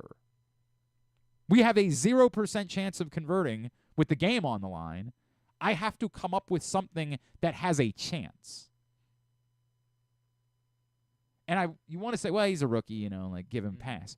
But I don't know, he also played college football for 75 years. If you did that at this point in high-level college football, we'd knock you for it. Although I get it. We haven't seen the most brilliant quarterback play perhaps this year in college football. I don't know. Whatever. Anyway, I was on Denver. A lot of us were on Denver, which is the weird part. I thought that it was my chance to steal a point. Thank God Paul Valley was also on Denver. Griffin, James, Jeremy, Joe, and John Keller, that is, were on Buffalo. That one. I was on Green Bay too. Yeah, boy, they were not. They were lethargic. Now look, man. Did not give it to Josh Jacobs enough. They didn't give it to Josh Jacobs enough. The tone was set. What happened on the first play of the game absolutely impacted it, and yet they still got the ball back, down by 9, and you're like, oh, they're going to cover. This is going to work out exactly the way that I thought it was going to work out, and the exact same thing. How do you Jordan Love? How do you airmail that throw on 4th down? And you say airmailed it he was still.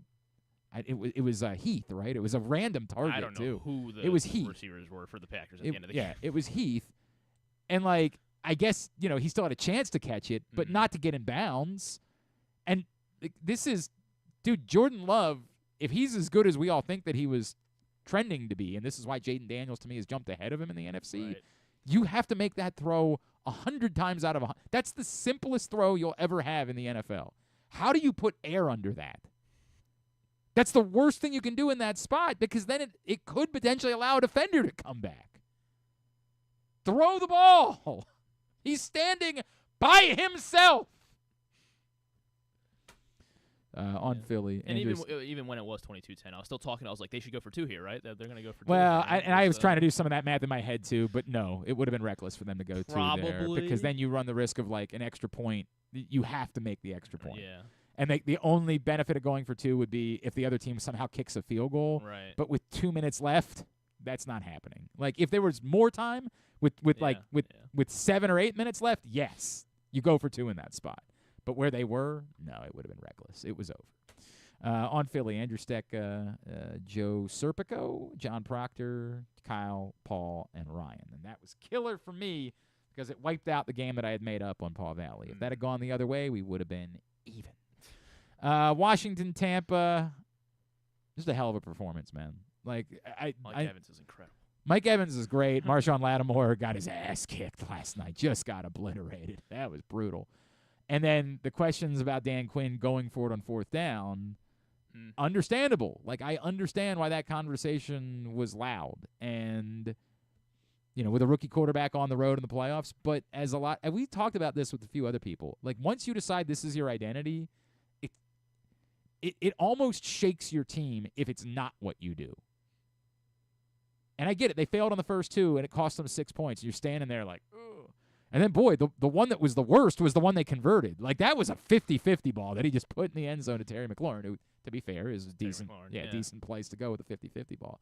But finally, on the 3rd, 4th down, they're able to convert, and then they get the ball late. And that huge conversion from Jaden Daniels with his legs on 3rd down to make sure that Tampa didn't get the ball back. On Washington, myself, Griffin, James, Jeremy. So that means they get the Lions, right? Yeah, yes, they get the Lions. So everyone's no punts in that game. That'll be fun. I mean, they didn't punt last night. Like, why would they punt? No doubt. They will not. Just don't even put him on the plane. Oh, he's probably the holder for kicks, so I guess you got to put him on the plane. Oh, and then it comes down to a doink, too, on top of everything. Got a little bit of everything there. Paul and Ryan were also on Washington. One more game to go tonight. The only drama there is, I feel like at the top, right? No, James. No, everybody picked. Everybody that matters at the top and the bottom both picked Rams. So everyone on the Vikings, they don't. Yeah, everybody on the Vikings is in the middle. Unless Steck is trying to plummet to the bottom here, and then he's out of time. He's 8 games. Like, there's only 9 games left. He need you to be perfect, and he needs to be anti-perfect. Right, in order to try to make the Super Bowl his way of getting out. Yeah. So tonight does not matter ultimately. Only a few of us are on Baltimore randomly. Myself, Steck, James, Jeremy Conn, and John Proctor. I get it. It's a lot. Yeah. And look, you could start doing some of that stuff in your head, right? Where, like, what if Steven Sims doesn't get back on top of that ball? You can do some of it, but the Ravens definitively were that much better on paper than the Steelers. The line made sense. Yeah. It's just that we have a lot of trauma. That's what was going on there. Our trauma influenced why I was also mad. I was on VSiN on Saturday morning, and I put out 3 props that I felt really good about, and I went 1 for 3. And I actually bet American dollars on all 3. I had Rashad Bateman to catch a pass on the opening drive, which, of course, did not hit until the touchdown. Okay. Like, they moved 95 yards. All the way. Yeah, had it the whole time. I'm thinking is, like, with Zay out, they're going to want to get Rashad Bateman involved. Yeah. That makes sense. Right? Rashad's going to catch a pass on the first drive, and then they're getting down there, and it's 3rd and 13 or whatever. I'm like, oh, no, I'm going to lose. But then after it hit, I was like, oh, I'm going 3 for 3. Because the other ones I had were Derrick Henry over 4.5 receiving yards. It's the 3rd one. Didn't catch a pass. Okay, I was and that's the thing. Like, I get it why the number is so small. Derrick Henry in his history doesn't catch passes, but in like 4 of the 5 games down the stretch, he had caught at least 2 passes. And again, thinking that they want to establish Derrick Henry and the Steelers are going to stuff the box, I'm like, they're going to do whatever they can to get the ball in Derrick Henry's hands. I'm going over 4.5, such a small number. I'm going for it. 0 with Derrick Henry. And then the one that's unbelievable. Mark Andrews. Yeah. Anytime touchdown scorer. My parlay wasn't going to hit anyway. But, yeah, I think I had Justice Hill did not hit his receiving number, so that one hurt me. And then Mark Andrews didn't score. So those busted my parlay. But, yeah, I can't believe Mark. I mean, I guess obviously they didn't need it. But, yeah, Mark Andrews did not score. They had Derrick Henry, I guess. So that. I mean, I'm not. Look, that man, trumps it a little bit. Yeah, they're fine. They did what they needed to do, but God damn it. That's should have thrown in Jalen Warren receiving. I did also put American dollars on the Ravens covering, though, so it was a wash. I went 2 for 4, right? Like, it was a wash. Yeah. So, correct. There will be no change tonight, Proctor. You will still be 2 games clear of me. Paul Valley will still be 2 games clear of me. Going into next week, we will have 5 games next week, and then championship week and the Super Bowl. I got to get back within 1 somehow to make the Super Bowl relevant. God! Playing for a little bit of cash at the top. Good news for John. Good news for Proctor. We only have 1 more college football game. That is true. That's what he's complaining That's true. about. He's saying that awful. because he did go 0 for 2 in the bowl games this week. That is true. Although most of us had been struggling in college football during the playoff. Or at least maybe some of us. I feel like I was on all the no, actually, yeah. I guess spread-wise, I was not on all the favorites. Yeah. So yeah, if everyone had just been on the favorites, right, it would have been good for most part.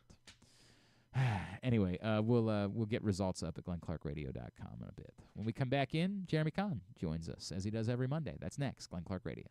COVID-19 and flu viruses are circulating in Maryland. But don't worry. Protection is within arm's reach. Protect your health with this year's COVID-19 and flu shots. It's safe and convenient to get them both at the same time. Flex your protection.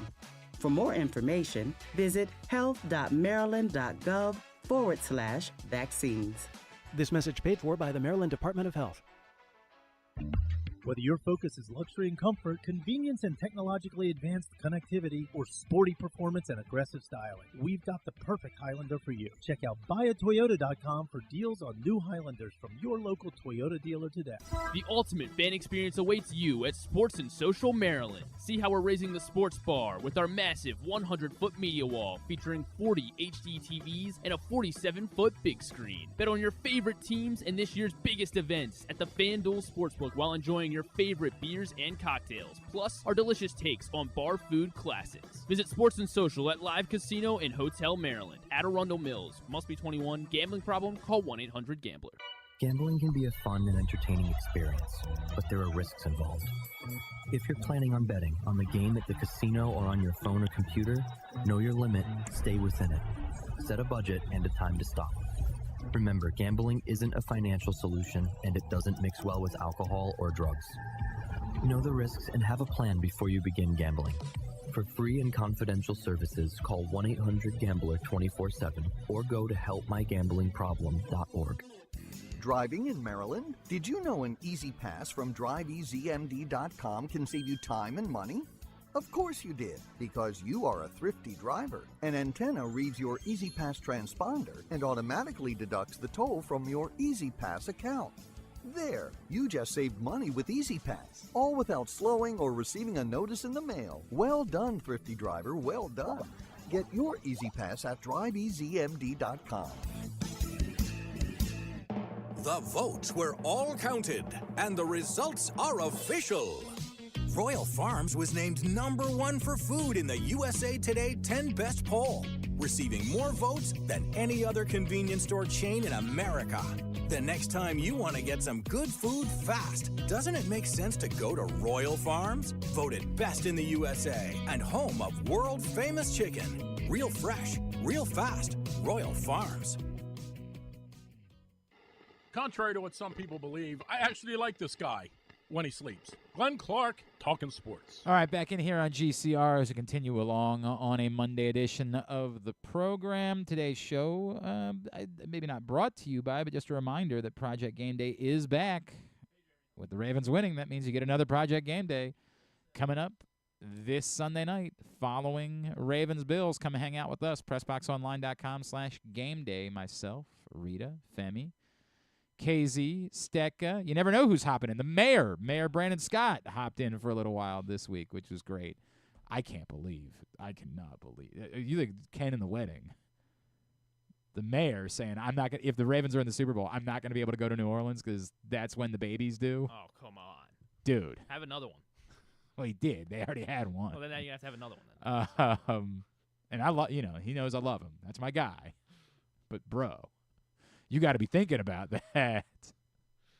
The conversation that we shouldn't be having about the mayor. But you know what I mean. We're friends, so I think I'm okay there.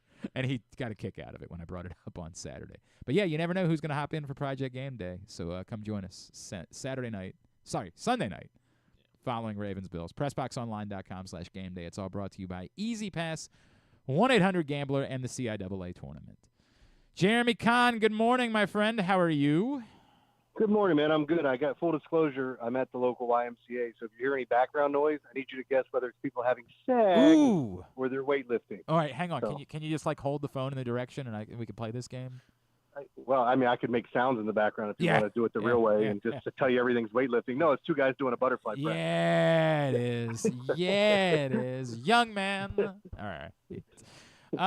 I don't know what to say, man. Like you and I talked last week. I think the Ravens deserve to be big favorites against the Steelers, and I think that they, I know it started with the Bills at 1. Is it gone to a pick'em? Did I see that somewhere today? That ESPN has the Ravens favored by 1 now. So I think it's going to finish with the Ravens at a -1, 1.5 is where I believe it'll finish, but we don't know. I mean, we just got to wait and see where the money flows in. I'm wondering how the public feels on this because you got a Bills team that's never lost a game at home.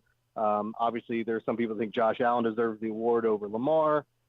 They both won in somewhat dominating fashion, even though it started late for the Bills. So it just kind of makes you wonder what direction people are going to go in. But I love the Ravens. I think the Ravens are going to the Super Bowl, man. I've been saying it all along, and I said I thought they'd be favored in every game along the way. That includes in Kansas City. Yeah. Some guy eventually tagged me in the +1 or 1.5, whatever it came out as. Said, "Oh, Mr. Big Shot thinks he knows it all." Well, wait a second and see what happens there, Chief. But if it's under 3, you know what that means. It means that the Ravens are supposed to be the better team on a neutral field. So I share your belief, I think, at this point. I don't know how I feel about Kansas City. Kansas City to me is still a different animal. I think that there is every right to believe that the Ravens are a better football team than the Bills are, and that what they do goes on the road. And that to me is the part that makes this team different. That like this thing, I don't know who's up for 4 quarters of it.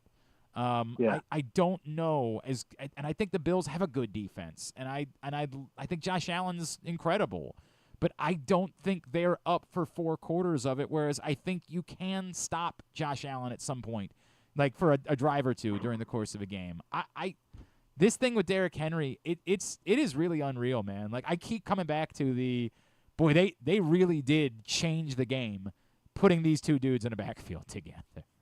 Well, they put him in a damn wildcat and ran Lamar in motion on one of their plays. I mean, it's just he is. I've been asked about him on all these shows I go on. I was like, hey, how do you feel about Derrick Henry and rooting for him? I was like, look, man, after you heard about at practice that guys were getting piggyback rides during, the defensive backs were getting free piggyback rides from Derrick Henry going into the end zone, like you kind of knew what was going to go on this year. And again, we've talked about it. Guys make business decisions when he's in their way. And people are going, oh, you want to try to do this against Josh Allen in the cold? Who's going to tackle him? Who the hell wants to tackle Derrick Henry in the cold? Right. Nobody. Right. And with all respect and I'm not who's going to tackle Josh Allen in the cold. Josh Allen isn't a natural runner, like with a giant head. Like he's a load. There's no doubt about that. Yeah. But what makes Derrick Henry different is he's a load that's traveling at you at 20 miles an hour.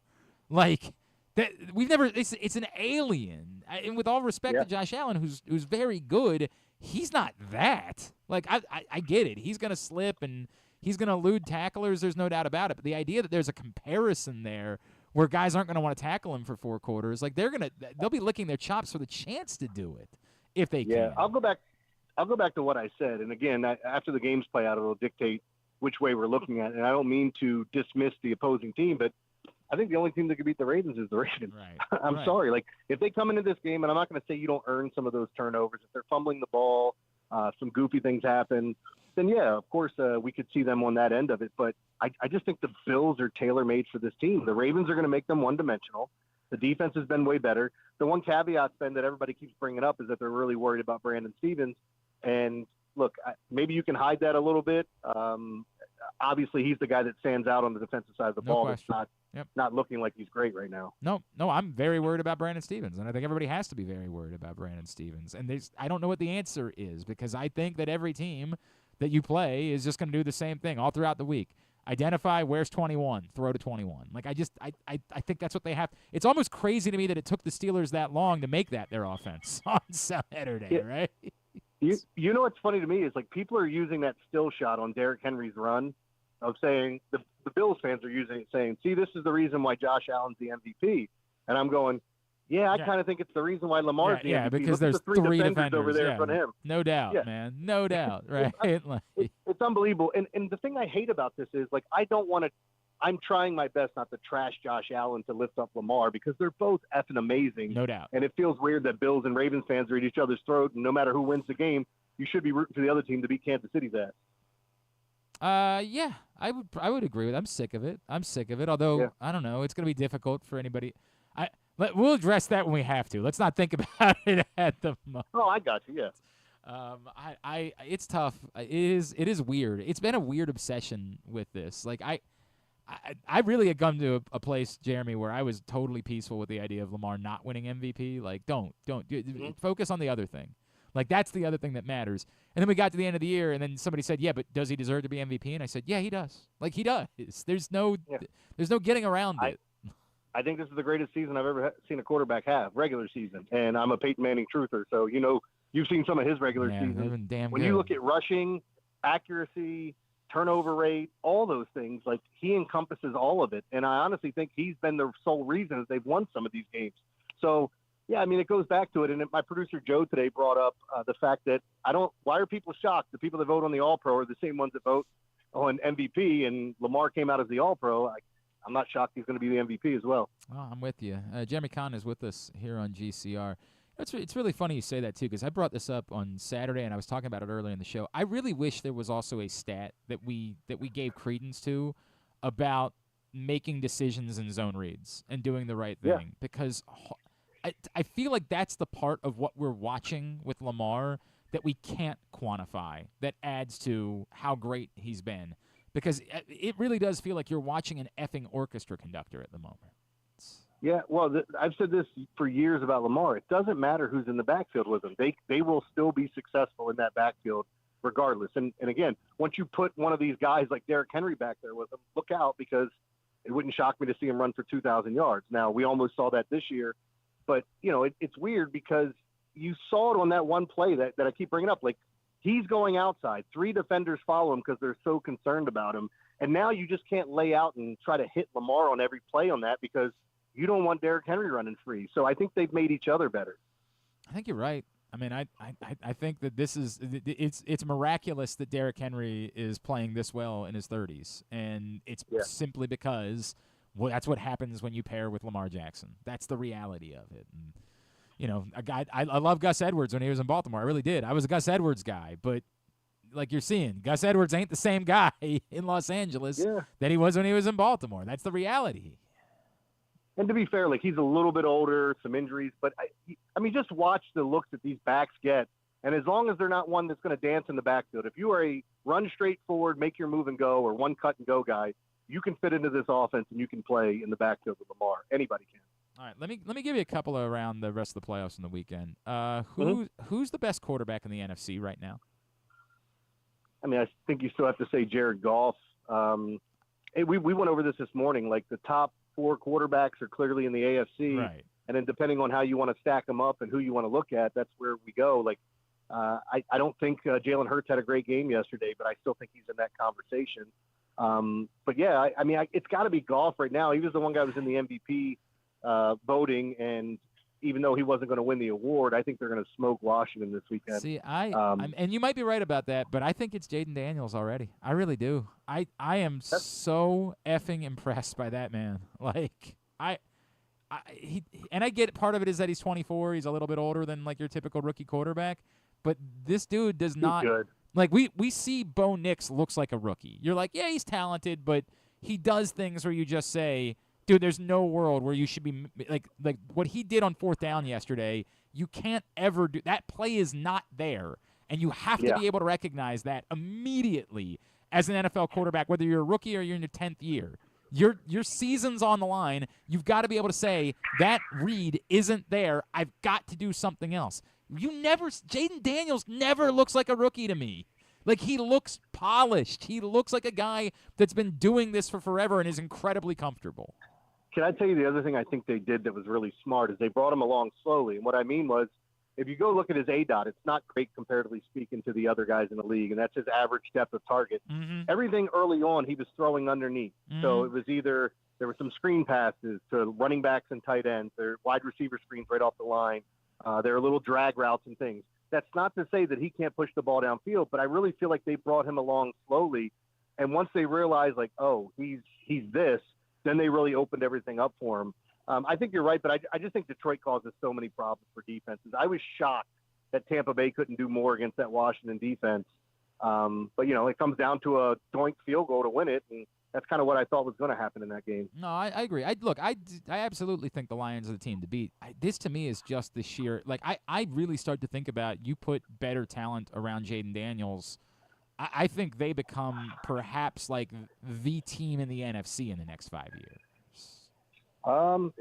It's not out of the realm of possibilities. I think the one thing that Washington fans are surprised about saying is with that win last night, does that give them 13 wins on the year, or is that 12? But, I mean, you would have never expected that in the offseason. And if I can hang my hat on one thing, because I was so wrong, I had the Bills missing the playoffs. I had the Colts and Jacksonville making the playoffs and missing that or winning that division, and Houston missing the postseason. But the one thing I got right, and maybe I picked too many things to try to go astray on, was that I thought Washington was going to be in the postseason. I just thought either them or the Giants, one of the goofy teams we're not talking about, was going to make a run. And sure enough, I think they're here to stay. I don't think this is some fluky thing. I think you're right. I think you're absolutely right about it. The other side of this weekend, I came into this believing that the Eagles were actually the team to beat in the NFC. Like, this, as far as talent was concerned, particularly because of Detroit's injury issues defensively. And I know the Eagles lost in Kobe Dean yesterday, but man, like this is not unique to me what we see with Jalen Hurts. Like, there's a reason why A.J. Brown was calling him out halfway through the year. Like, Jalen Hurts is athletic as hell, and he fits that team, and that thing works. But, like, as a passer, you get this constantly with Jalen Hurts, and I do worry that at some point someone finds a way to take advantage of that. Yeah, I mean, I was on the Packers yesterday. I mean, the Packers graded out so unbelievably well, according to DVOA or DVOA, whatever you want to call it. And I even saw the one thing that was going around online yesterday where it's like, hey, if you take this metric and this metric and this metric of teams that have won the Super Bowl, the only team that fits into it of all three things was the Packers, and then they ended up losing. Right. But it's like that Eagles defense did that against Jordan Love, who, I mean, if we're being honest with ourselves, looked great in the postseason last year, looked good for a good portion of this year.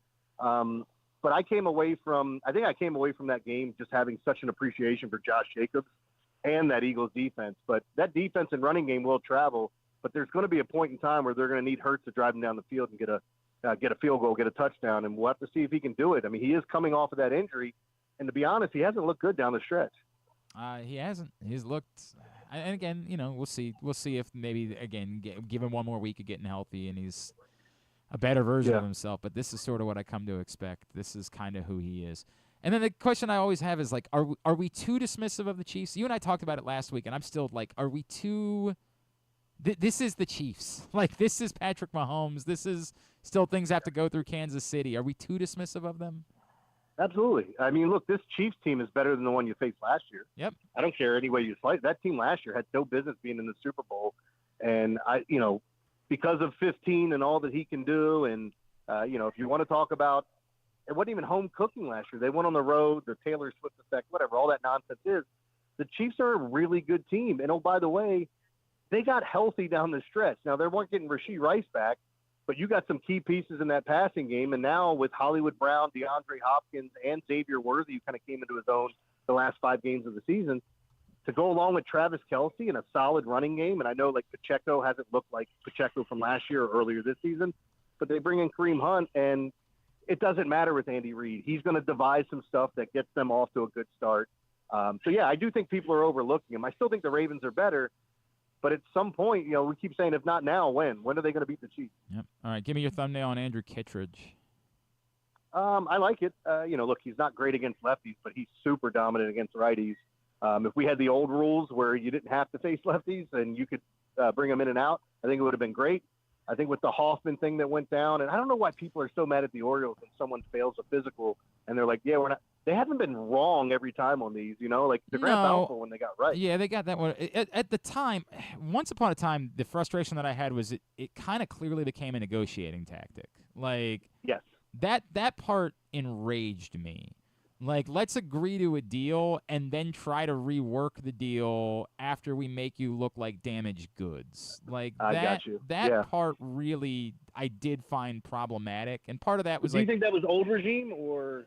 It definitely was old regime. I mean, and the shame is it was going on during a time where the team was good, right? Like, this was going on in the team was really good at that point. But it did garner them a difficult reputation from, I'll tell you, like, at least agents that, they didn't want to deal with the Orioles because they thought the Orioles were negotiating in bad faith.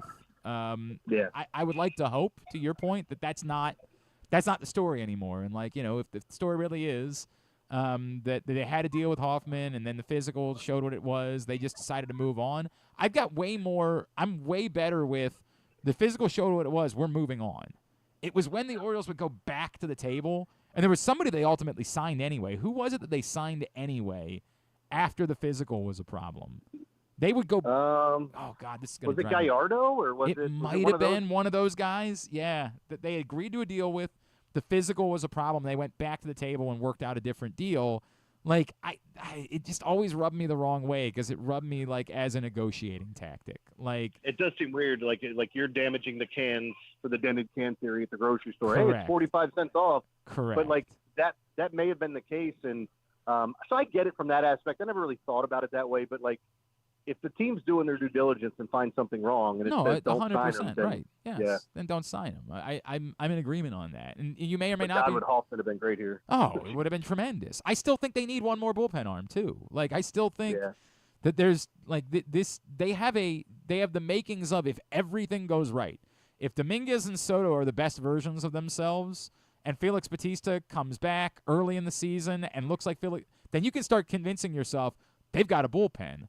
But there's 3 qualifiers involved with that. Like, well, the other part of it too is the Japanese pitcher. I think he ends up in the bullpen at the end of the year, unless all of a sudden we see him and go, "Oh my God, he's been amazing." Sagano, I think that's where he ends up. Yeah. Well, I mean, it looks more and more like they're going to try a 6-man rotation, and that's fine. Like, I get that. I would rather have, a strong one, but they don't have that. And until they do, we can't react to it that way. So I think they're going to try to. They're definitely going to try to keep forcing Trevor Rogers into this conversation because they gave up enough for him that, like, he's got to be a part of the conversation to them. But I might be the one person that's excited to watch Trevor Rogers, just so all the people that talk so much smack to me about this trade, because I still don't feel like they gave up a ton. Like, I think Norby's going to be fine, right, and a ton is the wrong way to say it. They gave up a real. To me, Norby was a real piece. A real piece that could have either helped you or could have helped in a better trade. And I get it. Like, you ran out of time. That's the argument, is like you needed to trade Norby 3 years earlier if you were going to use him as a real piece. But I'm worried about that in the same situation right now with Kjerstad. That, like, you painted yourself into this corner where Kjerstad doesn't really have a lot of trade value, and you're not really committed to him either. Like, I went on with Paul Valley this weekend, and we talked a ton about this, where it's like, when you look at Kjerstad's age and you look at all the other things you have, there is a tremendous logjam of players that are so similar. Like the Ryan O'Hearn signing. Yeah. What does that mean? When is Gary Sanchez playing? If Basayo gets called up, where is he playing? Is O'Hearn the DH? Would Sanchez be the DH? Is Mountcastle still going to be here? Where does Kobe Mayo play? Is Jackson Holiday moving to the outfield? Like, there's all these things that there's a logjam of players that are eerily similar. And I just wonder how they're going to work it without a trade happening. I still hope that there is, a conversation for Bryce Miller would be like go get Bryce Miller, man. But that's who everybody keeps bringing up now. I didn't even know that was a possibility initially until I heard Paul talking about it. Because when he said Bryce Miller, I'm like, are you bringing up the right Miller? Right. Like, are we talking? Right. Yeah. No, oh my God. But to me, I get it. Like, they would probably say, yeah, we'll do Bryce Miller if you want to talk about Kobe Mayo, and then the Orioles say, let's talk about Castillo instead. Let's have that conversation instead. All right, what else is going on in your world, pal? Oh, man, it's just been a crazy week. And my lock tonight is the Rams. I've been giving it out for free. I love the Rams tonight, and I think they're the ones that are going to be headed to Philly. But, it's been a fun week with all the college hoops. College football playoff has been a blast. I think Ohio State's just going to roll Notre Dame. So I think so, too. I really do. Yeah. Like, I mean, Notre Dame was sitting there saying, I hope we get Ohio State. I was like, you be careful what you wish for, man. Yeah. That team looks like – how did they not play that way the whole year? They look so effing dominant. It is crazy you say that because, like, the only game they didn't really play like that. They played like that in the Oregon game. It's just that, like, they yacked it up. Give Oregon credit because they did the 12 men on the field thing. Like, that was just smart as my God, I keep thinking about how smart that was in that game. Yeah. But, like, the Michigan game is the one. Like, they have a problem. It's so funny that people that are like, oh, well, it won't mean as much if Ohio State wins the championship because they lost to Michigan. I'm like, are you out of your effing mind? Like, still counts, buddy. Yeah. Like, you'd rather beat Michigan. I have no doubt that they would rather beat Michigan. But that's a national championship that you're talking about. Get the entire F out of here with that. The cool thing is we're going to have an opportunity. Either we see the first African-American head coach win a national championship, or we see the first white dude with a Beijing on his face. That's a good point. I didn't think about that. I don't think we've ever seen that before. The guy that's clearly out of Guess Who. Oh,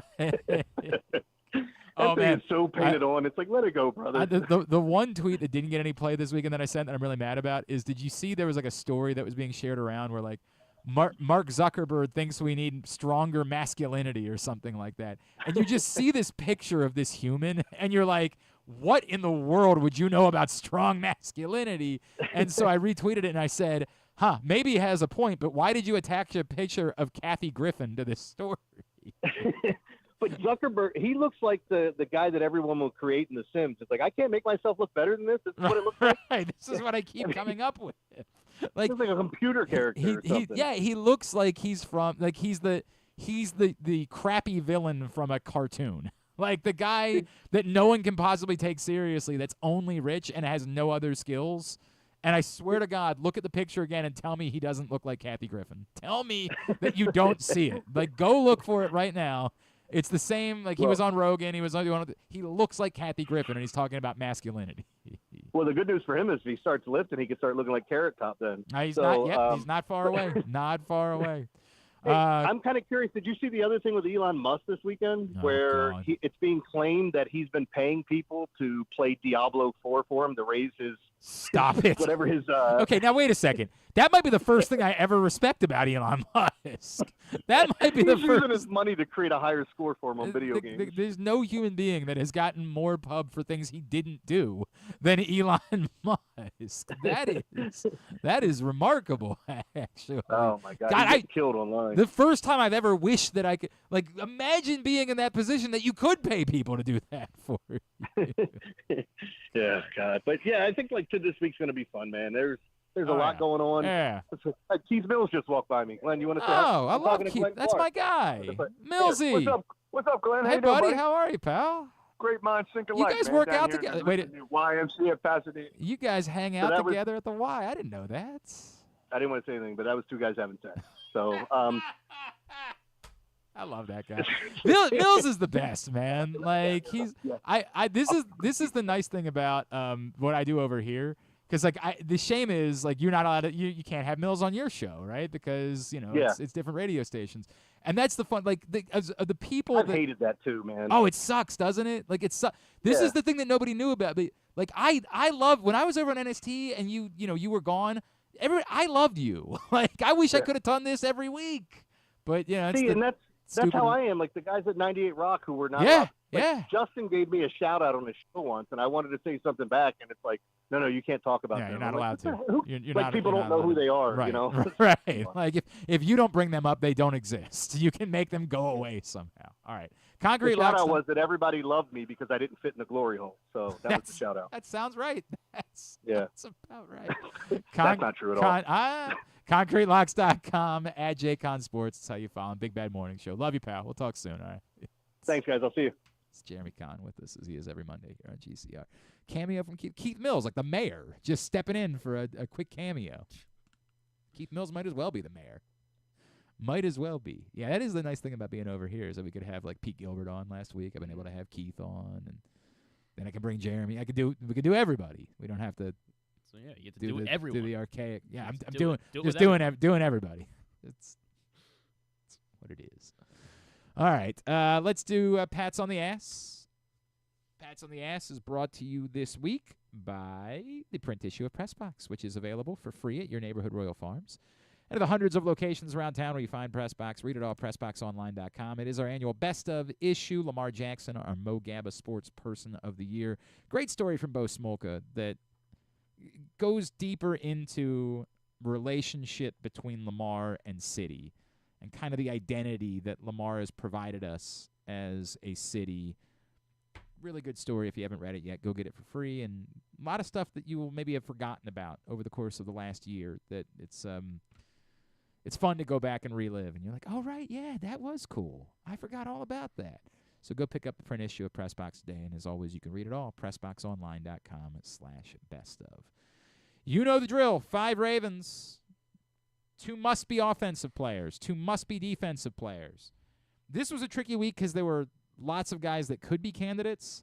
I actually coalesced, and I think most people have gotten in with the same group of 5 that I came around to.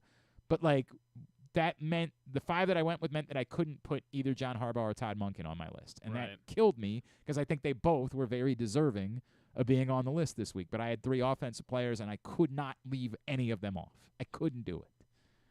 And, like, the defensive players maybe weren't – like, the defense was great on Saturday. But, like, none of them – There wasn't, like, an individual – I guess there was maybe one. But they weren't so dominant that you were like, well, this guy's got it. This would have been like, if I didn't have archaic rules, there wouldn't have been a single defensive player on this list. But we have our archaic rules. So what are we going to do? What are we going to do? Get up there? Well, I was going to put 2 – I was going to have the 3 offensive players, Harbaugh and Monken. That was going to be my list. 4 offensive players. I got to think about who the 4th. Right? I'll tell you, but all right. After you start your 5. My number 5, and by the way, get yours in at Glenn Clark Radio, and everybody who gets in is registered to win a $50 gift card to the Costas Inn. Number 5, Nnamdi Madubuike, a couple of sacks, including the really big one at the end of the third quarter. That was huge. And you can give Kyle Van Noy some credit for flushing him outside. But as I talked about on Project Game Day, the closing speed from Nnamdi Madubuike, like, reminded you, oh, this dude's a freak. Like, maybe we've forgotten about it a little bit. It was a soft double team, but he was technically, like, double teamed on that play, too, to start. But then he saw red. Like, there was no dancing. He saw red and said, I'm going to make up this space. Like, he's not going to get around me because I'm going to close and close quickly. I wish that I was more eloquent in the way that I could describe this. Yeah, well, the way I was thinking was, like, if you ever watch Derek Lewis fight in the UFC and he gets taken down, which doesn't happen often, but if he's on the ground and someone's just on top of him, and then all of a sudden he just gets up. And it just get up jitsu. It's just like there. He's like, all right, I'm done being on the ground, and he just gets around his guy, and it's incredible. Is suddenly back on his feet. Yeah. That was the way I kind of looked at it. Madubuike, my number 5. He's definitely on the list. Well, so the 4th I couldn't find a way, obviously, but Isaiah Likely I thought had a he did. Really, he had a really good game. He had a good game. I mean, obviously only 3 catches, but it felt like every time that he wasn't getting the ball in the pass game, he was blocking downfield for Henry. Like. I think Brian Baldinger made a short video about it, and the way that he was blocking whatever cornerback was on him, and then he saw that Lamar was scrambling, and he came over and just kind of like set a pick on Minka Fitzpatrick. Yep. Yeah, and Lamar didn't take a hit on that play. That's a strong argument. And it felt like every run play Likely was one of the guys. He played the most outside of the 5 offensive linemen and Lamar Jackson. He played the most snaps of anybody else. I felt like Isaiah Likely had a really, really good game. Unfortunately, not on the list. Odafe Oweh I put as my number 5. I put Madubuike 1 slot higher. The sack on the final, he had, I guess, game pretty much over, but what ended up being the final Steelers drive was killer. And they were stopping the ball. Yeah. But that final sack I felt like was or stopping the run. Sorry. But I felt like that final sack was just a really great play. He just completely bull rushed. I think it was Broderick Jones and got the Russ, and they had Russ under. He had specifically him also had Russ under duress for much of the game, even though there wasn't pressure every single play. But Odafe Oweh was my second defensive player. I hear your argument. Ardarius Washington needed to be on the list. Ardarius Washington, the third down stop of Pat Freiermuth certainly is like the one, because I thought about some of these sacks and are they going to make 5 plays, and maybe, but it's going to be hard.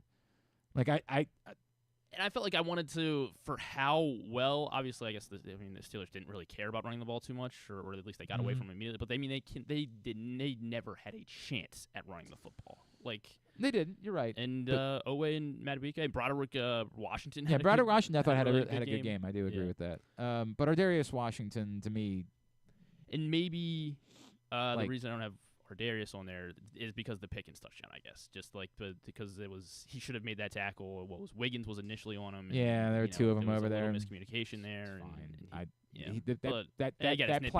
play on against Freiermuth that's absurd for a guy his size against a guy that size with 2 yards being the difference. Doesn't it feel like that's nuts? That's bonkers. It's bonkers. It's just absurd. It feels like it's going to be way more important to retain Ardarius Washington than it was to like Geno Stone or Deshaun Elliott. It's a tough question. It feels that way right now. Yeah. It does. Somebody would say that Ardarius Washington is proof of why it's not that you can find your next Ardarius Washington. I guess. But that's what this franchise does is they just find Geno Stone or Deshaun Elliott or Chuck Clark was or a draft pick, but what's that? Elliott was a draft pick, but yeah. And most of those guys were draft picks. Washington wasn't, but well, Geno Stone is a 7th round guy, I guess. But it's still a draft pick. That would be somebody would say Bo Braid might be your next Ardarius Washington. Maybe. And I'm not trying to be dismissive of it with Ardarius Washington. I think Ardarius Washington looks like a guy you want to retain. But it feels like Chuck. I don't. Did Chuck Clark, did Elliott, did Geno Stone ever have these kind of plays like fumbles at the goal line, stopping guys that are a full foot taller than them? I mean, Geno Stone had 7 interceptions or whatever. That was pretty noteworthy. Yeah, but I don't know. And again, you're trying to measure his size. And was it more part of what we that love was an so much all-time about defense last year, and Geno Stone was in the right spot every time? I think it had something to do with it, but he still made the plays. Mm-hmm. It's a difficult thing to measure. If Ardarius catches that interception at the end, I'm not trying to tell you that you can just move on from Ardarius Washington. I just think it's a complicated conversation. Right. That goes beyond some of what we love about Ardarius Washington is he plays beyond his size. Well, if the next guy is bigger, then we're not going to have the same romantic feelings about him. But if he makes the plays the same way, then it's just what it is. Number 3, I wish you could be higher on the list, but I mean the 2 are the 2. Roger Rosengarten's number 3. Goddamn, man, goddamn, it's just insane. He's just that is a performance. And again, maybe T.J. Watt is still not fully T.J. Watt, and that is a factor in all of it. But holy S. Number 3, Roger. So I guess you're gonna fight me then. I mean, I didn't know how to order these 3 guys. So Lamar came in as 3rd. You're wrong, but whatever. It's fine. He's 2 on my list. Rosengarten was insane. I put Rosengarten at 3, or sorry 2. I mean T.J. Watt was non-existent, which we all saw the same insane. thing. I mean, I guess we're just gonna keep saying the same thing but not a single 63 snaps, and he was not a factor. Nope. On any of them. Not at all. Which was. It was unbelievable. So Lamar 3, Rosengarten 2, and so I had to do a number 1. Really good performances off the bench. Dylan Williamson and Nenda Tark, both 26, 27 points off the bench. A road win in Philly. Drexel. Yeah, that was good for them. It was a Nenda Tark hit back-to-back threes. They were down by 6. Dollar hot dog night this Thursday. Yeah, maybe check it out, man. It's a shame the kids. I wish there was a snowstorm coming on Friday so the kids could be off school so I could take the kids for Dollar hot dog on Thursday. I think I saw they're doing a buy one get one ticket thing too. Wow. They're trying to get a crowd out on dollar beers. The kids would love that. Dang. They would love that. Yeah. Yeah. Football? Yeah. Maybe. Oh, I might go anyway. I was talking to Patrick Steve. If Patrick, beer, I'm not. I don't drink anymore. If Patrick goes, I might go anyway. But it's a shame because I would like to take the kids. I really would. The kids would have a great time. Dollar hot dogs. I'm like, there is nothing more baller than Dollar Hot Dog Day. We used to go. My friend Sam was the SID at Drexel, and he would always get us to go for dollar. Whenever they were doing a Dollar Hot Dog Day, he'd be like, "Come on, man!" And some of us that were we would all go up to Philly, and there's nothing more baller than walking up, handing a $20 bill, and buying everybody hot dogs. You come back and you're just passing them down the row. Strangers are like, "What's this?" And you're like, "That's on me. Enjoy." God, I love Dollar Hot Dog Day. One time AJ did it for. It was a national TV game too. That's right.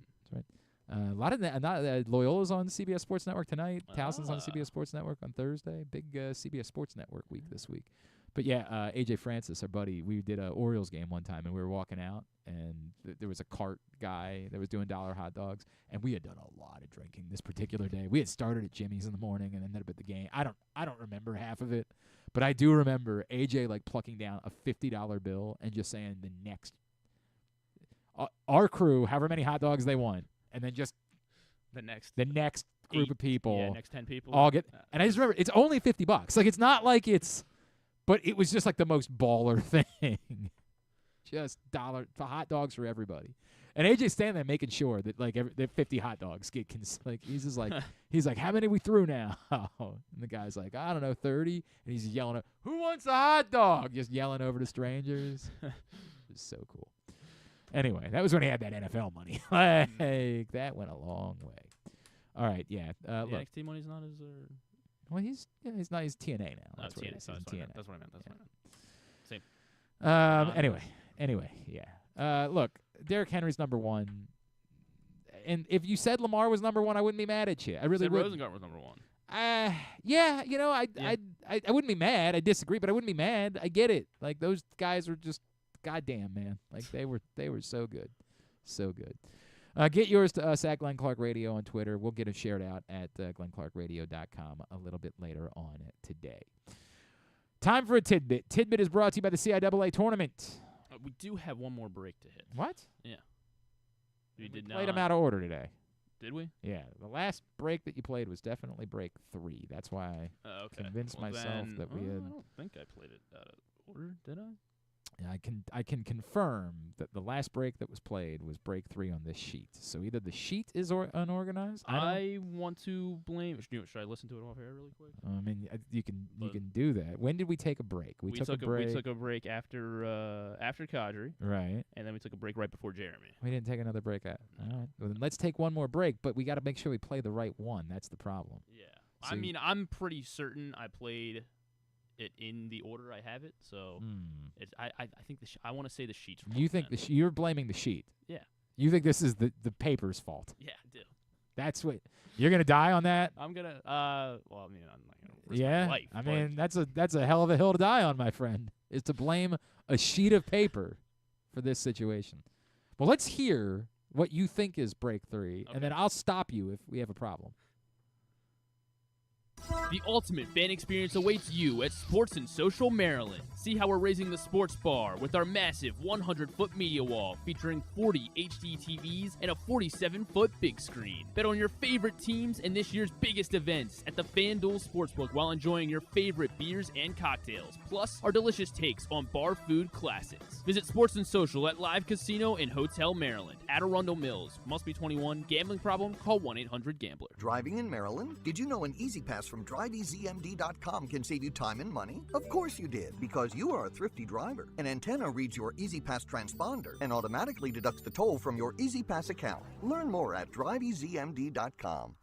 Pressbox's Project Game Day is the place to be after every game this season. Join Glenn Clark, Rita Hubbard, Super Bowl XXXV champion Femi Ayanbadejo, and our cast of regulars as they break down what happened, why it mattered, and what it means moving forward. You can watch the show at PressBoxOnline.com/GameDay or Pressbox's Facebook and YouTube pages. Project Game Day is brought to you by the Green Turtle Sportsbook in Towson and Canton, Easy Pass, and HelpMyGamblingProblem.org. So join us for Project Game Day after every game day this football season at PressBoxOnline.com/GameDay. Treat yourself and taste the Baltimore tradition that is the legendary Costas Inn. Hey, it's Stan the Fan Charles. For over 50 years, the Costas Inn has been a Baltimore original, dishing out their amazingly scrumptious, fat, award-winning crab cakes and steamed crabs. Every season is crab season at Costas, so make your plans now by calling 410-477-1975 and reserve your taste of heaven. Sit back, crack some crabs, and watch the Ravens chase down another title on Costas' 15 TVs. On Monday nights, Costas offers their half-pound jumbo lump crab cake with 2 sides for under $30, and there are nightly specials Monday through Friday. So head on down to the Costas Inn at 4100 North Point Boulevard or visit them at CostasInn.com. Gambling can be a fun and entertaining experience, but there are risks involved. If you're planning on betting on the game at the casino or on your phone or computer, know your limit, stay within it. Set a budget and a time to stop. Remember, gambling isn't a financial solution, and it doesn't mix well with alcohol or drugs. Know the risks and have a plan before you begin gambling. For free and confidential services, call 1-800-GAMBLER 24/7 or go to helpmygamblingproblem.org. COVID-19 and flu viruses are circulating in Maryland. But don't worry, protection is within arm's reach. Protect your health with this year's COVID-19 and flu shots. It's safe and convenient to get them both at the same time. Flex your protection. For more information, visit health.maryland.gov/vaccines. This message paid for by the Maryland Department of Health.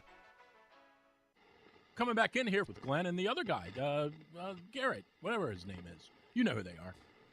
All right. Turns out the paper and Griffin were right. So look at that. Look at that. All right. Now let's get a tidbit. Tidbit is brought to you by the CIAA tournament.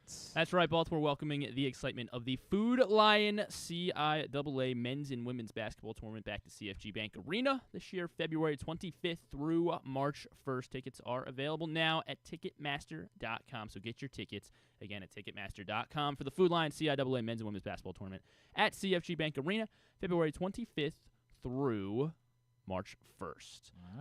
All right. Let's see. Because I got a lot of good ones. Should be able to last us for the week here. All right, we'll start with this one really quick. 3 players have now been first-team All-Pros in each of the last 3 seasons. All defensive guys. 3 players have been first-team All-Pros in the last 3 seasons. Yes. And they're all defensive guys. Right. 3 seasons? Roquan. Roquan is one of them. Yeah. When we were doing when we were going over the list, I completely missed Roquan on Friday. Yeah.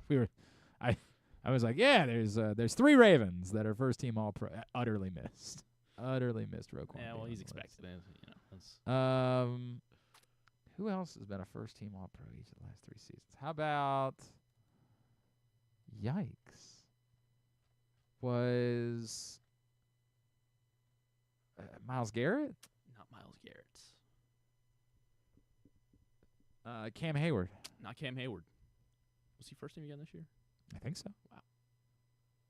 Chris Jones? Chris Jones is one of them. Okay. Roquan Smith, Chris Jones. One more. I'm trying to remember who else was named. I think Zach Bond was, and he's no. Marlon obviously wasn't. Well, Trey Hendrickson? Not Trey Hendrickson. Fred Warner. Fred Warner. Okay. Fred Warner, Roquan, and Chris Jones. The only 3 to make first team each of the last 3 seasons. Stuart Mandel points out this is the first time since 2004 and 2005, with no SEC team in back-to-back national championship games. So it's just as Lane Kiffin said, it's just different down there, man. The rest of you wouldn't understand. It's just they're just that much better than everybody else. Future Washington Wizard Cooper Flagg set the ACC freshman points in a game. If he is, he's going to stink.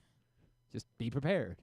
Well, we'll take our chances, I guess. I mean, you can. I'm just telling you, if it works out that way, he's going to stink. And if he's good, the Wizards will have the 5 pick. 4th freshman over the last 25 seasons with 40 points, 6 rebounds, and 6 assists in a game. He joins Juwan Evans. Oh, yeah. Trae Young. Oh, all right. Ben Simmons. That's pretty good. I mean, yeah, I don't know. I get. Yeah. I got to think about that. List. Is it a good list? Yeah. I guess it's a good list. He can be. He can be. Trae Young's. He can be Trae Young. A hell of a player. He can be a tall Trae Young. I'm trying to figure out. Okay, 2 quarterbacks in playoff history have engineered an offense. This is from Evan Abrams at Action Network. Engineered an offense on the road with 0 punts and 0 turnovers. So Jaden Daniels. Jaden Daniels last night.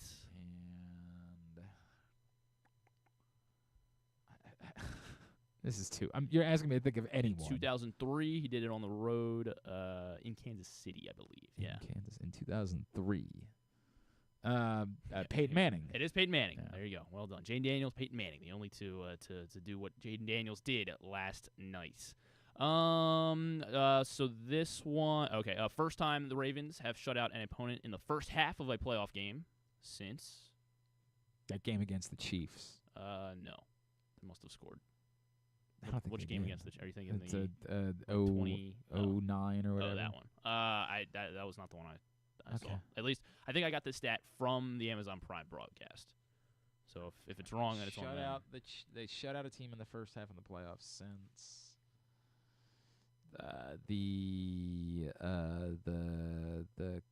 so it must be before that because that's the only reason why this is relevant. Yeah. Since the Giants in the Super Bowl. Yep, Super Bowl 35, the last time the Ravens shut out an opponent in the first half. And then we will do Lamar Jackson. I think this was also from the Prime broadcast. Third quarterback since 1970 to win 3 first-team All-Pros in his first 7 seasons. 3 first-team All-Pros in first 7 seasons. First quarterback since. Yeah, well, he's the third since 70. Third since 70. Joe Montana. No Joe Montana.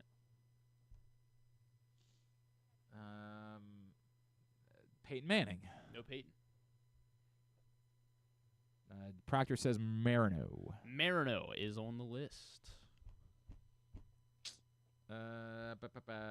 Proctor, he's on this. So he wants Vic. No Vic. How about? Yeah, that doesn't seem right. Elway. No Elway. Brady. No Brady.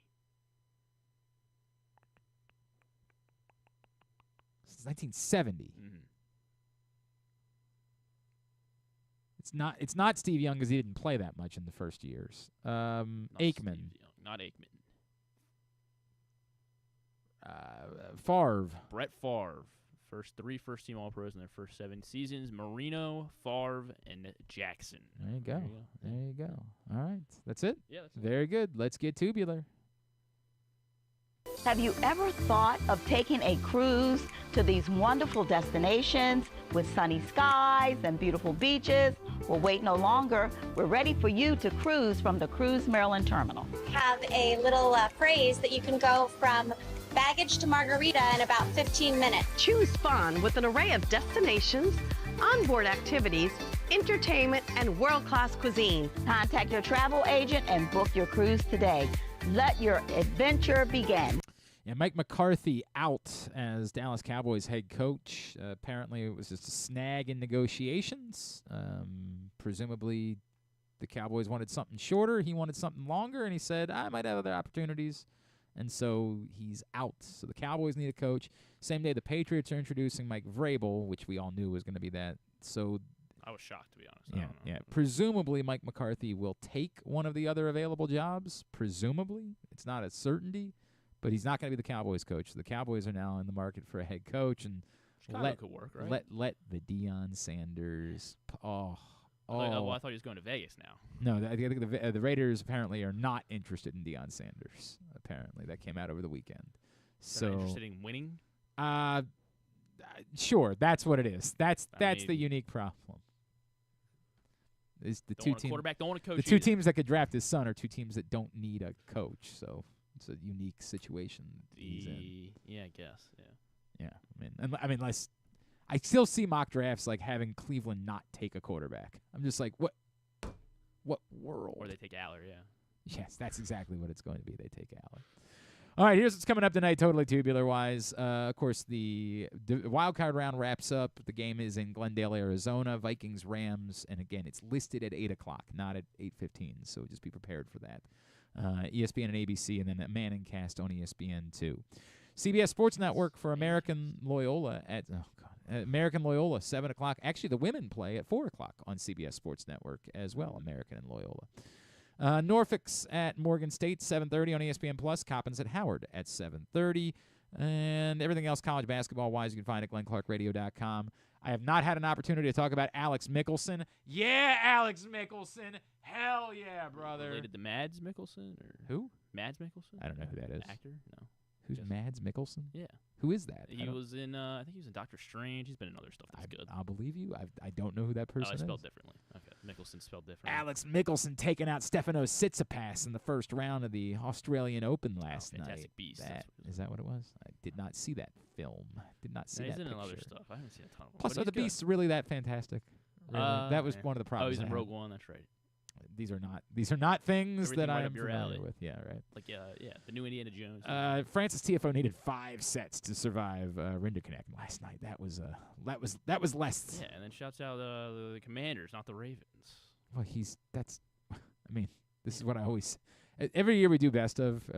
Stan will be like, "Can we put Francis TFO in?" And I'll be like, "It's really pushing it, man."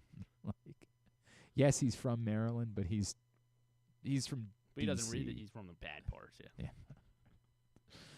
Anyway, Australian Open coverage tonight at 7 on ESPN Plus moves to ESPN2. Why were Coco and Sophia Kenin in the first round again in a big tournament? Because Sophia Ken's not very good. So give her an easier draw. Yeah, it doesn't work that way. Well, give her some confidence. Moves to ESPN2 at 11:30 because they got to put the Manning cast on first, obviously. Right. Yeah. Okay. The Big Ten hoops tonight. Although you'll be watching Maryland. What happened here? How did I leave the Maryland game? The Maryland game isn't on here. What the hell is going on with me? What is going on here? Why is the Maryland game not on Totally Tubular? We got to talk to the guy in charge. Because they're favored by 15 or whatever. We got to talk to whoever it is that's in charge over here. We got to get to the bottom of this. Big Ten Network, Minnesota, Maryland at 6:30, and then the other Big Ten game tonight is UCLA Rutgers at 6:30 on FS1. Monumental, Timberwolves, Wizards at 7, Grizzlies, Rockets at 8, and Spurs, Lakers at 10:30 on NBA TV. Flames, Blackhawks, 7:30 on NHL Network, and Netflix for Raw tonight at 8. Non-sports. How are they going to top last week? I don't think they're going to try. Oh. Yeah. Where are they? I don't know. I thought you were Mr. Could you get to the point? We got to wrap up. There's really nothing. Cynthia Erivo will be on Kimmel. I guess still talking about Wicked. David Schwimmer will be on Stephen Colbert because Goosebumps. Still plugging Wicked? Might as well. Well, I guess, is it because awards season's maybe starting to come up again already? Bad Bunny will be on Fallon along with Carla Sofia Gascon. Oh. Yeah. If you say so. Yeah, that's it. Then you're watching sports tonight. All right. Very good. That's it. Thanks today to Jeremy Conn. Thanks to Isaiah Stanback. Thanks to Bill Rhoden. And thanks to Qadry Ismail. We'll get it all up in the greatest hits section of the Can You Take Me Higher tab at GlennClarkRadio.com. On the program tomorrow, Aaron Schatz will join us. FTN Fantasy. James Palmer was at the game last Underdog. Saturday. Yes. Yeah. Stuff. Patrick Stevens. Yeah, Patrick Stevens. Stuff and things. Oh, hello. Thanks, everybody at PressBox, all of our great sponsors and partners, including Live Casino and Hotel, Cruise Maryland, Crown Trophy, Easy Pass, Royal Farms, CIAA Tournament, HelpMyGamblingProblem.org, Costa Sin, MSAA, Maryland Sports, your local Toyota dealer, buyatoyota.com. Thanks to Griffin at Griffin_Bass. Follow us, Twitter, Instagram, and TikTok at Glenn Clark Radio. Have a great Monday night. Go Maryland, go Loyola, go Morgan, go Coppin. That's everybody, right? Duke sucks.